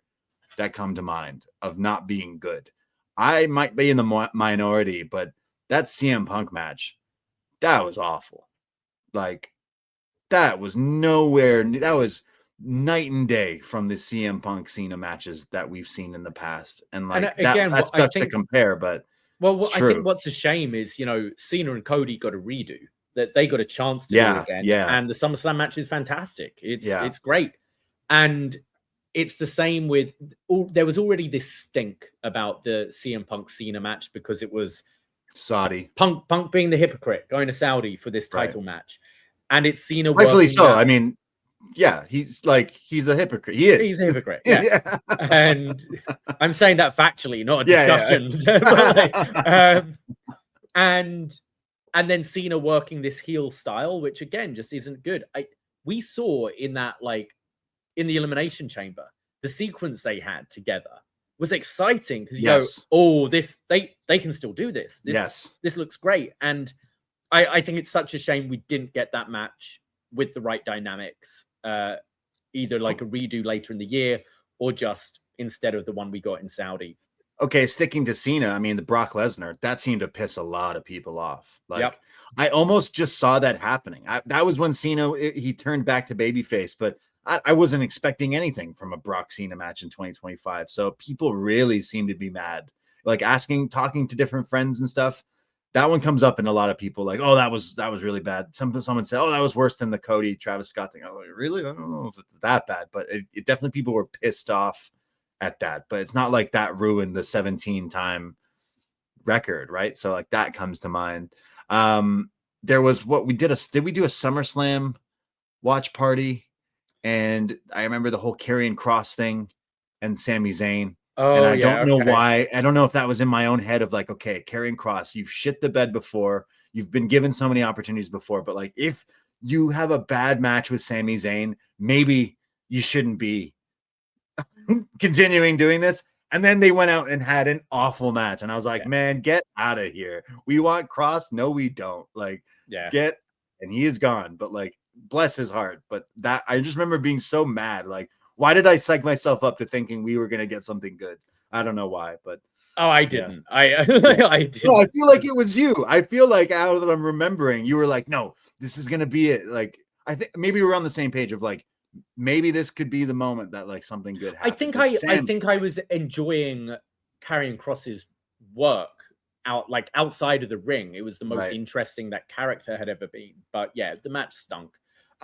Sticking with WWE, quite recently it was a show you weren't on, but it was one I did with Boris. That OTM Hank and Tank match was the fucking drizzling shit. So, I thought you were gonna say Blake Monroe and Thea Hale, because like that was pretty bad. That was pretty bad as well. So bad the ref didn't even know what he was fucking doing. Yeah, like that was pretty bad. That was embarrassing for a TV show from WWE. War Games matches I also didn't really like this year. Like I just felt like I know when we talked about it, we were probably negative on it, but I felt like I was really biting my tongue of like I could have went on my life never watching WWE War Games because they don't do anything in those matches.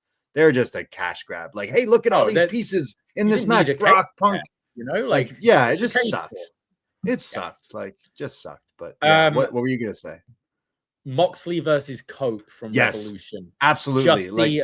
Look, I love Edge, but I don't think he should have been in this title picture at all. Yeah. And then the match was bad. It was the Death Riders like before they really like turned the corner, and then you had the fucking awful ending with Christian finally cashing in his contract, which led to Edge losing and him losing. It was they did the redo on TV with the street fight with the what's his name, Spike to the back, which was pretty good. But the Revolution match, you just come off of a match that maybe we'll talk about in this show. No, look at that pay-per-view. Like that pay-per-view it's got Blake versus Mariah May, rest in peace, Mariah May. Say hello to Blake Monroe.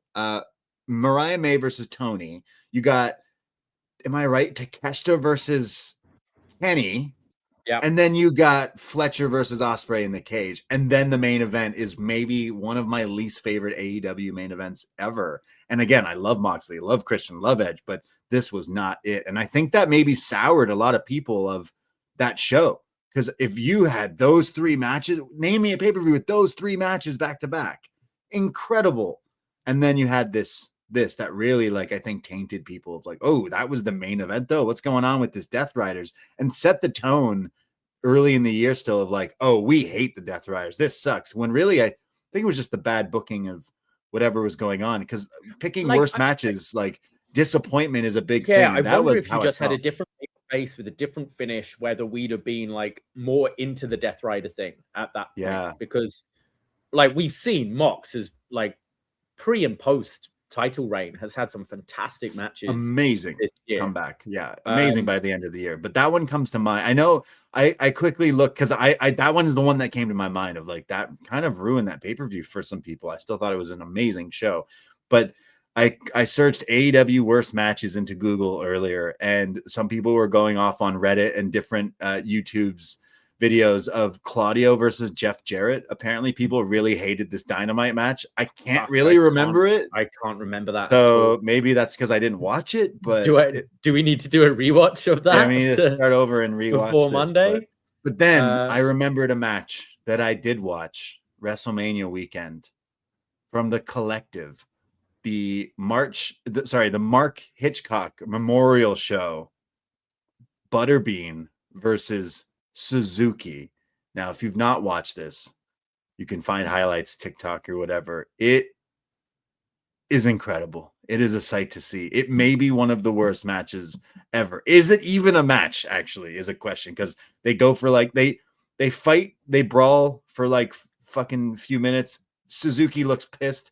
They start to shoot, or was it a shoot? Don't they kind of forget what the rules are or something? They don't even know what the rules, if this even is a wrestling match or a fight or a boxing fight. Like, it is just awful. You got like these legends in there, and Suzuki apparently is just so pissed afterwards that he was just embarrassed to be included. Like, Butterbean had no right to be in a match. You can't call this a match. Like, it's just really funny.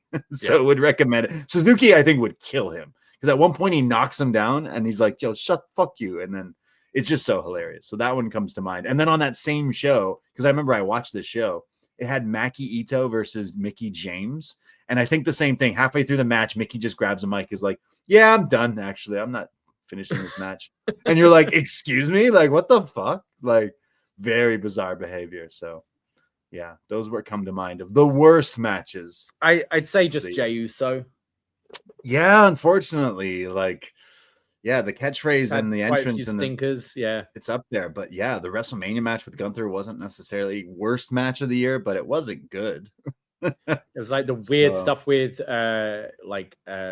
Cody and Jay versus John Cena and Logan Paul, which just felt a complete waste of a Money in the Bank match when you should have been doing Cena and Punk on that show, maybe. But ridiculous. Yeah, that's true. Forgot about that. So yeah, let us know what we're missing of worst matches ever. I know we'll be joining John away for best and worst of, and we'll talk about some other worst of moments and this and that. But yeah, we've been so positive on this show that I wanted to exercise some demons a little bit. So I'm glad we got that off our chest. But as the trunks of Butterbean said in the match, believe in yourself. All right. Well, let's run it down so far. 10th place, Kyle Fletcher versus Speedball Mike Bailey in the Continental Classic. Number 9, Kenny Omega versus Gabe Kidd from Wrestle Dynasty in the Tokyo Dome.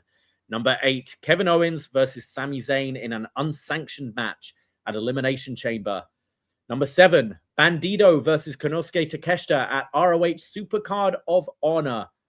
What is in number 6? Well, we have mentioned the show already. It's from AEW Revolution. Oh. But which match? It is Will Ospreay versus Kyle Fletcher in a solid steel cage. Hey, Fletcher coming up twice in this list.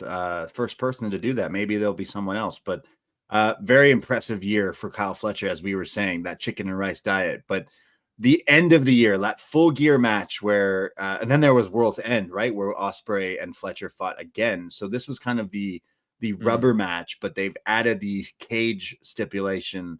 And I almost forgot about this match until it was a friend of mine remembering, like, kind of shouting this out, saying that this was his favorite. So thanks, Daniel, for reminding me. And then I remembered when we watched this, that pay-per-view, I think it's because the Moxley Cope thing made me go, oh, that show, whatever. But when you look back, like, Revolution was a really solid show. Yeah. And I would say this was my show stealer. I think there's maybe some eyes and attention on some other things happening that night that may or may not we talk about perhaps on our next episode. But for me, like, this one was one of the best cage matches I can think of.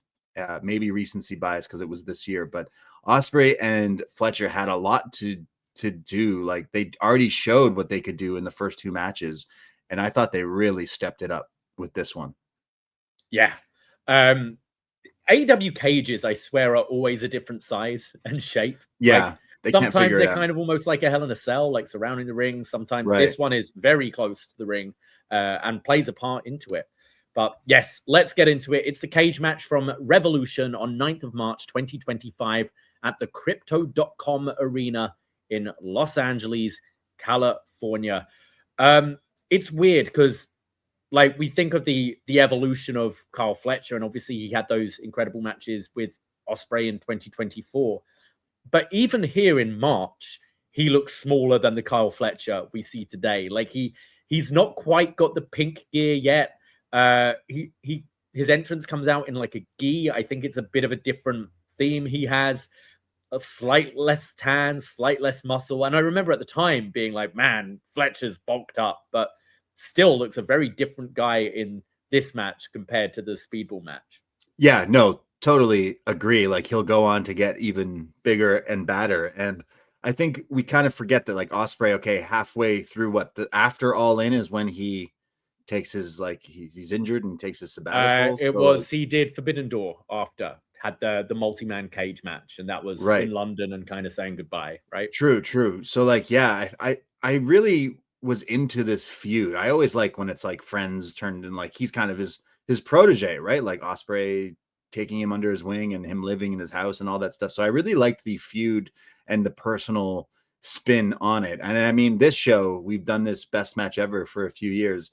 It's not a best match ever if we don't talk about Will Ospreay. So lives up to the hype for sure. I love Kyle having the blood on the kick pads. So he's wearing the exact same kick pads from the match previously and, like, showing off that, like, look, my once white knee pads are now a lovely splatter color, essentially. I think that was a nice touch of, like, look what I've done to you before and look what I'm going to do to you now. So good little touch. Absolutely. Oh, and is this what the dubstep entrance? I was just going to say, Ospreay coming out to this weird on another level. Skrillex or something? Another level. Willix? Yeah. You know what? Weird. Okay, but it then goes into his theme song. It's not like he just comes out to this. Like, there is the moment, though. I remember watching it going, fuck, has he changed his theme to this? Yeah. And it's like, it's okay. You can do your weird dubstep entrance. He only did it this one time. I like Ospreay's entrances. AEW is good at creating, like, one-time special entrances, and this was one of them. This might not be dubstep or EDM or whatever. This might not be for everyone, but there was probably a lot of people who were actually really into this. Like, this is still a really popular. You might not like the and cats and boots and cats, but, like, this shit still is I mean, dubstep maybe took a dive, but, like, EDM and shit like this is still extremely popular. And I'm sure people, like, some of these wrestlers listen to this kind of. I see wrestlers post up at, Tomorrowland and all that shit. So it's not too removed. I'm sure this got a kick out of someone, but I was happy when his actual elevated theme kicked in. Like, oh, thank God. So Kyle Fletcher starts on the cage whilst Ospreay's making his entrance. So Ospreay climbs up as well. So we start with both of them just staring at each other high up on the steel cage. They get into the ring and charge at each other right away. Ospreay gets on the apron and looks like he's about to do, like, the springboard pip pip cheerio, but realizes he doesn't have the space on the apron to do this. So gets into the ring and then goes for the, like, handspring, like his handspring flipping kick he does, but hits his heels on the cage, hurting his legs. And he's like, fuck, well, most of my offense is gone here. We then get a stunned dog millionaire from Ospreay, goes for an os cutter, but gets caught and lawn darted into the cage. And now Ospreay is bleeding. Is this where Fletcher licks it? He licks the blood off the cage. This is the same chant now, you sick fuck. And he's kind of like, yep, I am. When Ospreay did that to Kenny here in Toronto when we watched that fight. So I like this is gross, but AW is for the sickos. And this was pretty sick and twisted. Ospreay is sent into the corner and leaps up to the top and manages to hit a Pip Pip Cheerio. This was pretty impressive here. Okay, Ospreay's Spider-Man. I said earlier some of the things these wrestlers can do, but he jumps and then manages to I rewound this like 4 times and I can't even type out how to explain what he did because it is literally some Spider-Man Peter parkour shit here. He jumps, turns his body on one rope to then jump to the other side to then be the way he's facing to then hit like a flying clothesline or something. It's the flying forearm. Yeah, like legit, this may look like he just evaded a move, but he does this like quick Spider-Man triple jump thing to get out of it is such a small little nuance, but wow, showing me that he is pretty good. And Taz on commentary, who I didn't necessarily love during this match, but he did have some good insight about like that spot where Ospreay tripped. It's because both these guys wear certain types of shoes,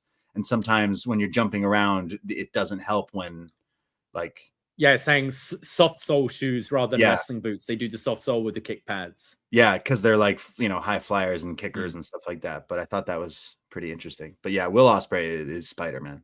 We get some chops from Ospreay and Fletcher starts bleeding from the chest from this chop.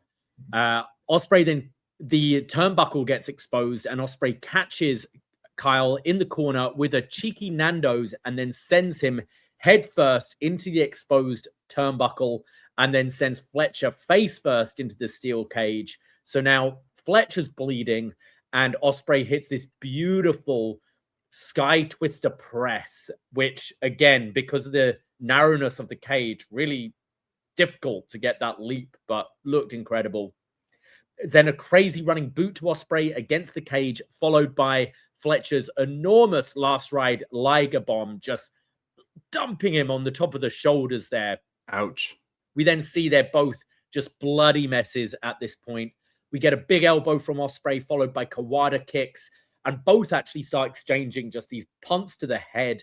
There's these huge elbow strikes from Ospreay, both going for power bombs, which gets countered, and then one gets countered from Ospreay into a Rana, just spiking Fletcher, and Ospreay sets up for the Stormbreaker, but this gets blocked, and Fletcher delivers the sheer drop brain buster, but he doesn't go for the pin. Instead, his former tag team partner, Mark Davis, comes out with a duffel bag and bolt cutters. And man, every cage match where someone come out with keys or bolt cutters, I suddenly get anxiety because there's a moment where I go, fuck, they're not going to be able to open this door, are they? Like Mark Henry. Yeah. I just thought you were going to say it's a cage match. So of course there's going to be interference. Well, yes, that as well. But he does manage to snap open the chain and throws a steel chair into the ring and the bag. And in the bag is a barbed wire bat. But Ospreay slams the cage door against Mark Davis. So he's now doing a Hugo Savinovich where he really didn't need to blade here, but he's a bloody mess from this. Ospreay gets the barbed wire bat, is using it against Fletcher, is dragging it across the face of Fletcher, and then does the Cactus Jack, bang, bang, bang, bang. And Fletcher's on his knees, and he pulls out the United Empire armband. And he's like, remember when we were friends? And throws up the United Empire like crown symbol they do with the hands. But Ospreay flips him off, goes to smash him in the head with the barbed wire bat, but Fletcher hits him with a low blow and then shoves the armband into Ospreay's mouth, just choking him. Gross. Where's that been? Yeah, I know. It was down in his pants old as well, wasn't it? Yeah. They don't even make those anymore. United Empire hasn't been a thing for Oh, they're still a thing. right. Still a thing over there. Yeah. Sort of, yeah.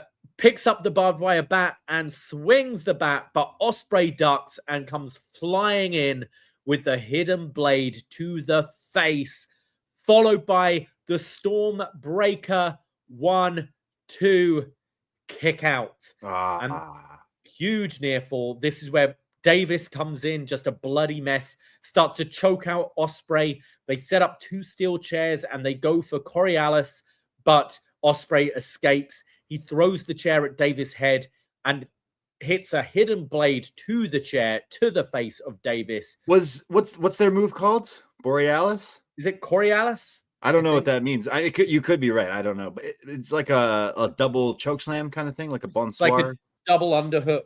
Like that thing. Oh yeah, thing I don't really like that. Yeah, it doesn't look like a real painful move. It looks like it's kind of comfortable. But the counter here was they both lift Ospreay up to do it, and Ospreay counters from the way he's above Fletcher, somehow lands on the shoulders of Davis and hits a poison Rana, and then manages to still hit Fletcher. Like this is some incredible. Jackie Chan beating up multiple people at the same time. Very impressive from Ospreay. And then like a Van Daminator, but with the hidden blade. So now Davis is dead. He's out of the match, and Ospreay starts to climb the cage and delivers a huge Os cutter off the cage, but Kyle kicks out. Kyle are definitely hyping up now. Like they've had some huge things happen already and some huge near falls, but I kind of didn't expect it to continue on, but I'm so happy that it did. Fletcher then tries to escape by climbing the cage. Ospreay goes after him, but we learn that Fletcher has hidden that damn screwdriver in the top of the cage and jams it into the head of Will and just licks the blood off of the screwdriver. He starts like sucking off this screwdriver. He starts deep throating this thing. I don't know what he's going. He's got some weird things, him and Sky Blue at home. But yeah, he nails Ospreay with the screwdriver and then just starts licking it up and down. Like that's not what it's meant for, dude. Both the things you're using it for is not what you're supposed to do with it. But yeah, gross.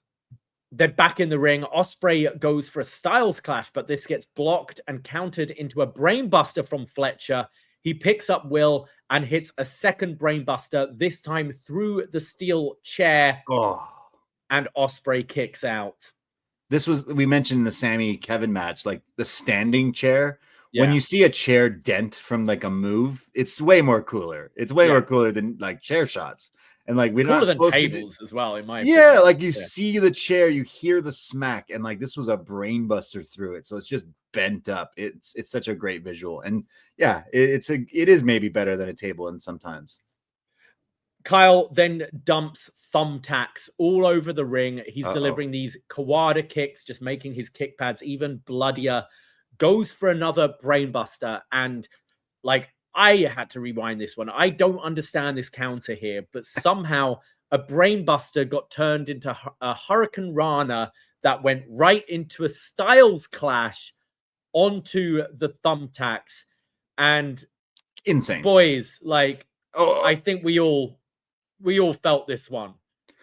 Man, like, I rewound this too. I hope Kyle's wearing some protection down there. I think he was wearing a cup. He had, because I'm just like popping testes right there. Like, this not is even terrifying. that. Like just little thumbtacks getting all in his crotch area. Like the Styles clutch is like onto like his groin, his abs, stomach, and like his dick.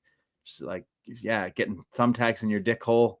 Just disgusting. Yeah, this one made me like, remember, wasn't it the like thumbtack Statlander did one time? Yeah, where she did like it's similar. Yeah. It's like, oh man, I can't imagine what that feels like. And I do think he was wearing some protection, as everyone out there always should use protection. But I think he had something, because like I could not imagine. You see wrestlers afterwards when they have to like get someone to pick them out of them. Like a match.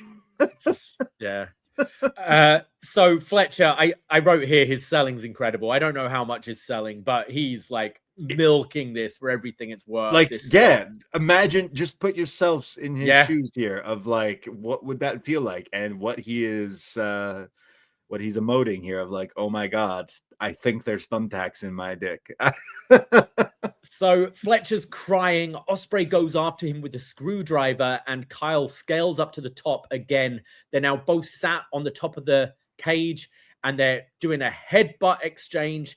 And Ospreay smashes him in the head with the screwdriver, throws it down quite violently off the cage. I'm pretty sure the screwdriver bounced into the crowd because you hear this like little scream from the crowd. Yeah, I tried to look this up. Okay, so like weeks leading up to this, because in the video package, the screwdriver obviously is still a fucking thing with this Don Callis family. But a week or two before this match, Ospreay had the screwdriver as he took it away from Fletcher, and he threw it from standing in the ring to the outside, and it stuck perfectly. That's right. So yeah. Here, he's trying to do the same thing. It's just he's so high up. So when he does it, unfortunately, it bounces, and I would imagine this hit someone. I tried looking up on social media. I couldn't necessarily see it hits, and you just see it just do that really quick spin away, like it could be off in a different direction. It could be bad news bears for AEW if that were to like connect with someone and hurt someone. It may have, just I could not find anything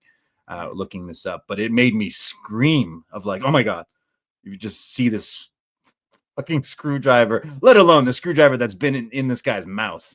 That's even worse. But crazy spot. I mean, this was setting up for what was to come. So then Ospreay picks up Kyle. They are stood on the top of this cage, and we get an avalanche Spanish fly off the cage onto the tacks. Unbelievable. Terrifying spot. Absolutely oh my God. Terrifying. Yeah, like the Spanish fly is pretty crazy. We usually see people do it off the top rope because it gives you enough space to actually do the move. But people like Fletcher or Ospreay, we've seen the Spanish fly. Certain people can do it from like a standing position, which is even crazier.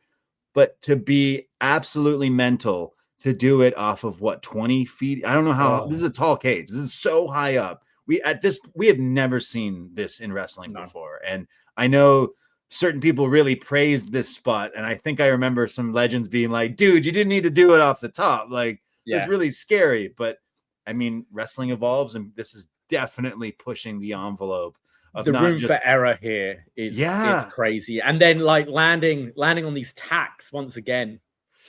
This is incredible timing from both these guys. Like watching it looks like they land perfectly and like no one got hurt from this. So I mean, Ospreay is injured not later in the year, but like that won't be for a long time. But like watching this replay a few times, it's like they look like they maybe ran this one back a few times on some mats to make sure they could. There's a quote from Fletcher who said, I went back to the gym the next day. Wow. Like, I think they also talked about like them pitching this to each other. Like, yo, what if we did this? And they were like, are you fucking crazy? But like, we are. So then they did it. Yeah. Incredible feat here from this Spanish fly off the top. But somehow this match is not over. So Ospreay gets back up and Kyle's on his knees. And it's like he knows what his fate is. He knows at this point that he's lost. And we get this. I hate you! I hate you! I fucking hate you! You son of a bitch! Fuck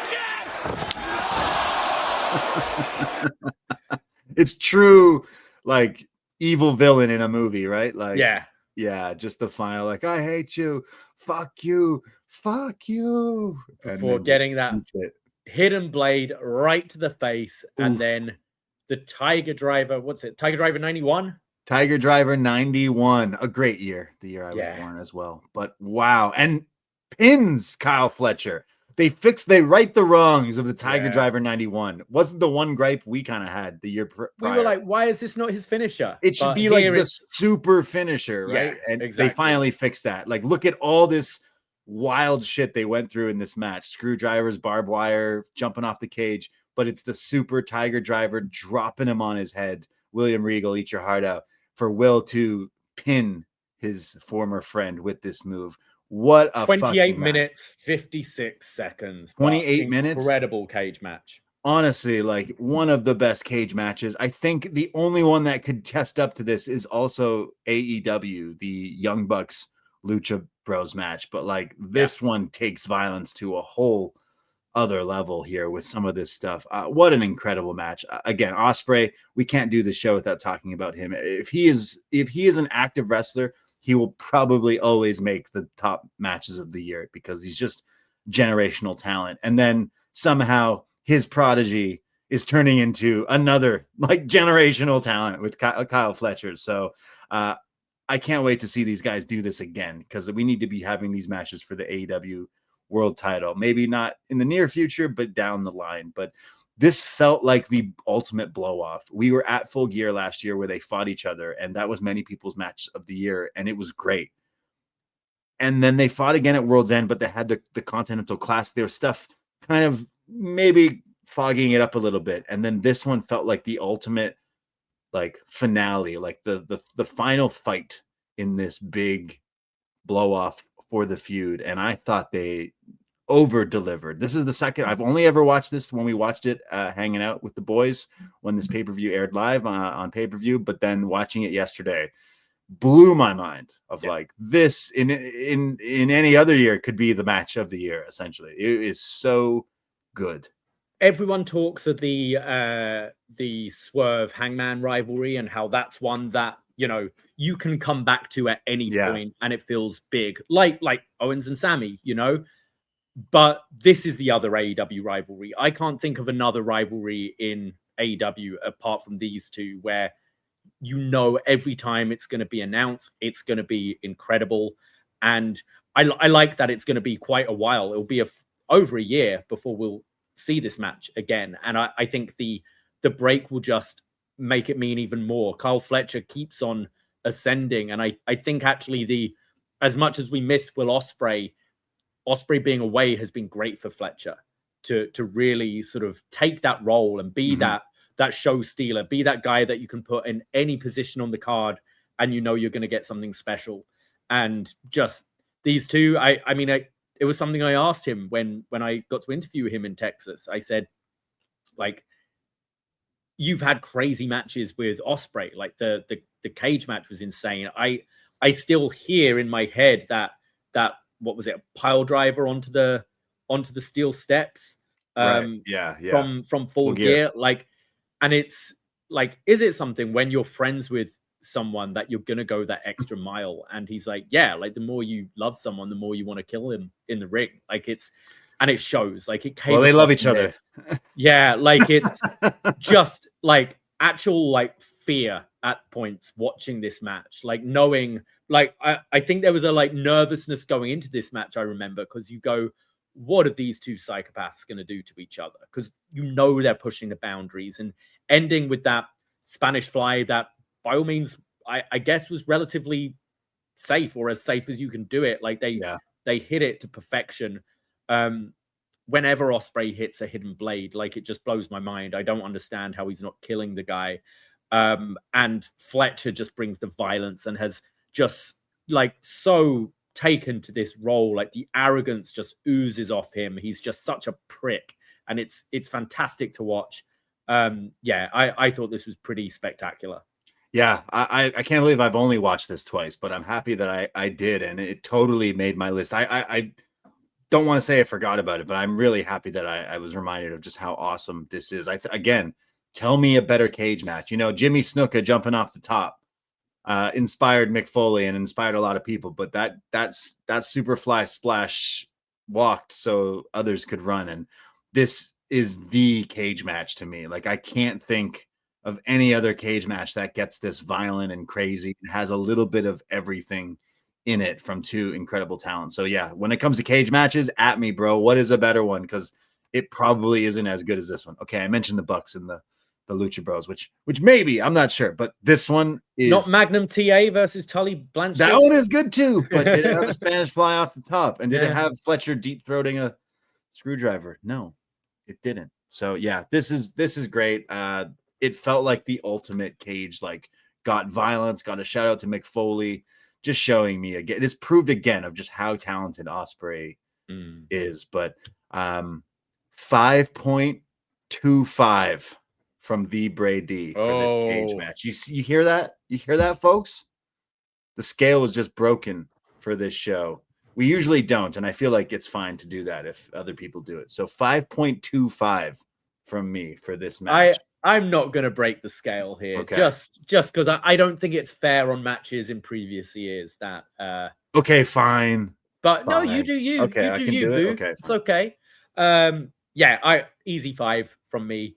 I just love I love, and I think that's something that, and obviously there's certain reasons why you don't have blood and things in matches, but I love just when you look at the canvas at the end of the match and it's just Disgusting. like dirty. You know, it's bloody. There's sweat all over it. You've got thumbtacks. You've got like the wrist tape has gone brown because it's just like dirt and blood, and then add that a steel cage over it. It sells like those images. When the match ends, just sells like the war that these two men have just gone through. It definitely felt like they went through a war in this one. Like, it is so violent. It is a perfect cage match from me. Like, I love this match. This is another one. You show people this was maybe not for the kids, but like, show people like, yo, you like some sick shit? Watch this. Yeah. And it's like, oh, this is pretty impressive. You got, like I said, like Ospreay is Spider-Man or Jackie Chan in certain spots in this match, climbing this cage. It's pretty awesome. Meltzer went 5 stars with it. He didn't break the scale, surprisingly, with this one. Cage match have it at 9.35, which actually puts it 3rd on our list today. But I think we disagree with that. Okay, like I think this was one of my favorites. Maybe I'll scale it back because now that I'm thinking, there are some others that I enjoyed more than this one. So maybe I'll have to break the scale with those. But I really enjoyed this match. Like, I think this is a match you can rewatch. The rewatchability in this one is great. It's got, like I said, a little bit of everything. So of the 5 we talked about today, obviously, as we mentioned at the top, this isn't just our top 10. This is an accumulation of our votes and your votes. Like, which is your favorite match out of these 5? And would you have put any of these matches in our top 5? Yeah, I'm trying to think. I think I like this one. In my list, I think I had certain things rearranged, but that was also to have some, variety. On this show. And now kind of rethinking and talking about it and discussing, I think I would put this as my favorite on the ones we talked about today. Like, of these 5 matches, this is my favorite. So it is in the right spot. Yeah, me too. This is my favorite. I don't think I'd put it in my top 5, but I think 6th is perfect. I actually, the Fletcher Speedball match, I'd probably have in 7th place of this. I really like that match. Right. Yeah. And then I'd probably go Kevin Sami, then Gabe Kenny, and then Takeshita Bandido would be my order of this. But like 5 fantastic matches. And let us know what you think. Are you pissed at us? Are you going, what? No, that match should have been number 1. That match shouldn't have been in this list at all. Let us know. Absolutely. But we do have a lot of matches left to talk about still. Absolutely. Yes. That was only 10-6. And next time on part 2 of Best Match Ever 2025, we will talk all about the 5-1, 1-5, the top 5 matches of 2025, voted by you, voted by us. It's going to be a lot of fun. Plus, we will discuss many honorable mentions and who knows what else on the next episode. But yes, we made it through. It's a long podcast as we thought it was going to be. So thank you for making it this far. Disagree, agree, leave some comments in the post here on the Patreon. And the DMs are always open. Twitter, Facebook, of course, you know the deal. Appreciate all the friends and family out there listening. As we said off the top, we can't do this without you. So we hope you have a safe and happy new year. And we will be doing a Poison Rana live on this upcoming Sunday. And then afterwards, we're going to take a little breather and then record part 2, but we might do like an unlisted thing and maybe have some people, if you guys want to join us while we record this live in the chat or anything like that. But very excited to do part 2. And this was a lot of fun nerding out. This is, wrestling makes you feel alive, makes you feel emotions. And whether people say it's sports or sports entertainment or art, it is, it's entertainment, and it's something to, I don't know, distract us from all the other stupid stuff going on in the world and everything. So yeah, Are you wrestling. now going to go and watch some more wrestling? It is Wednesday, and you know what that I have means. some more. You know, I do. Oh, it is Wednesday. Oh, for fuck's sake. Yeah, it never ends. The train, it's like Snowpiercer. It just never ends. This fucking thing.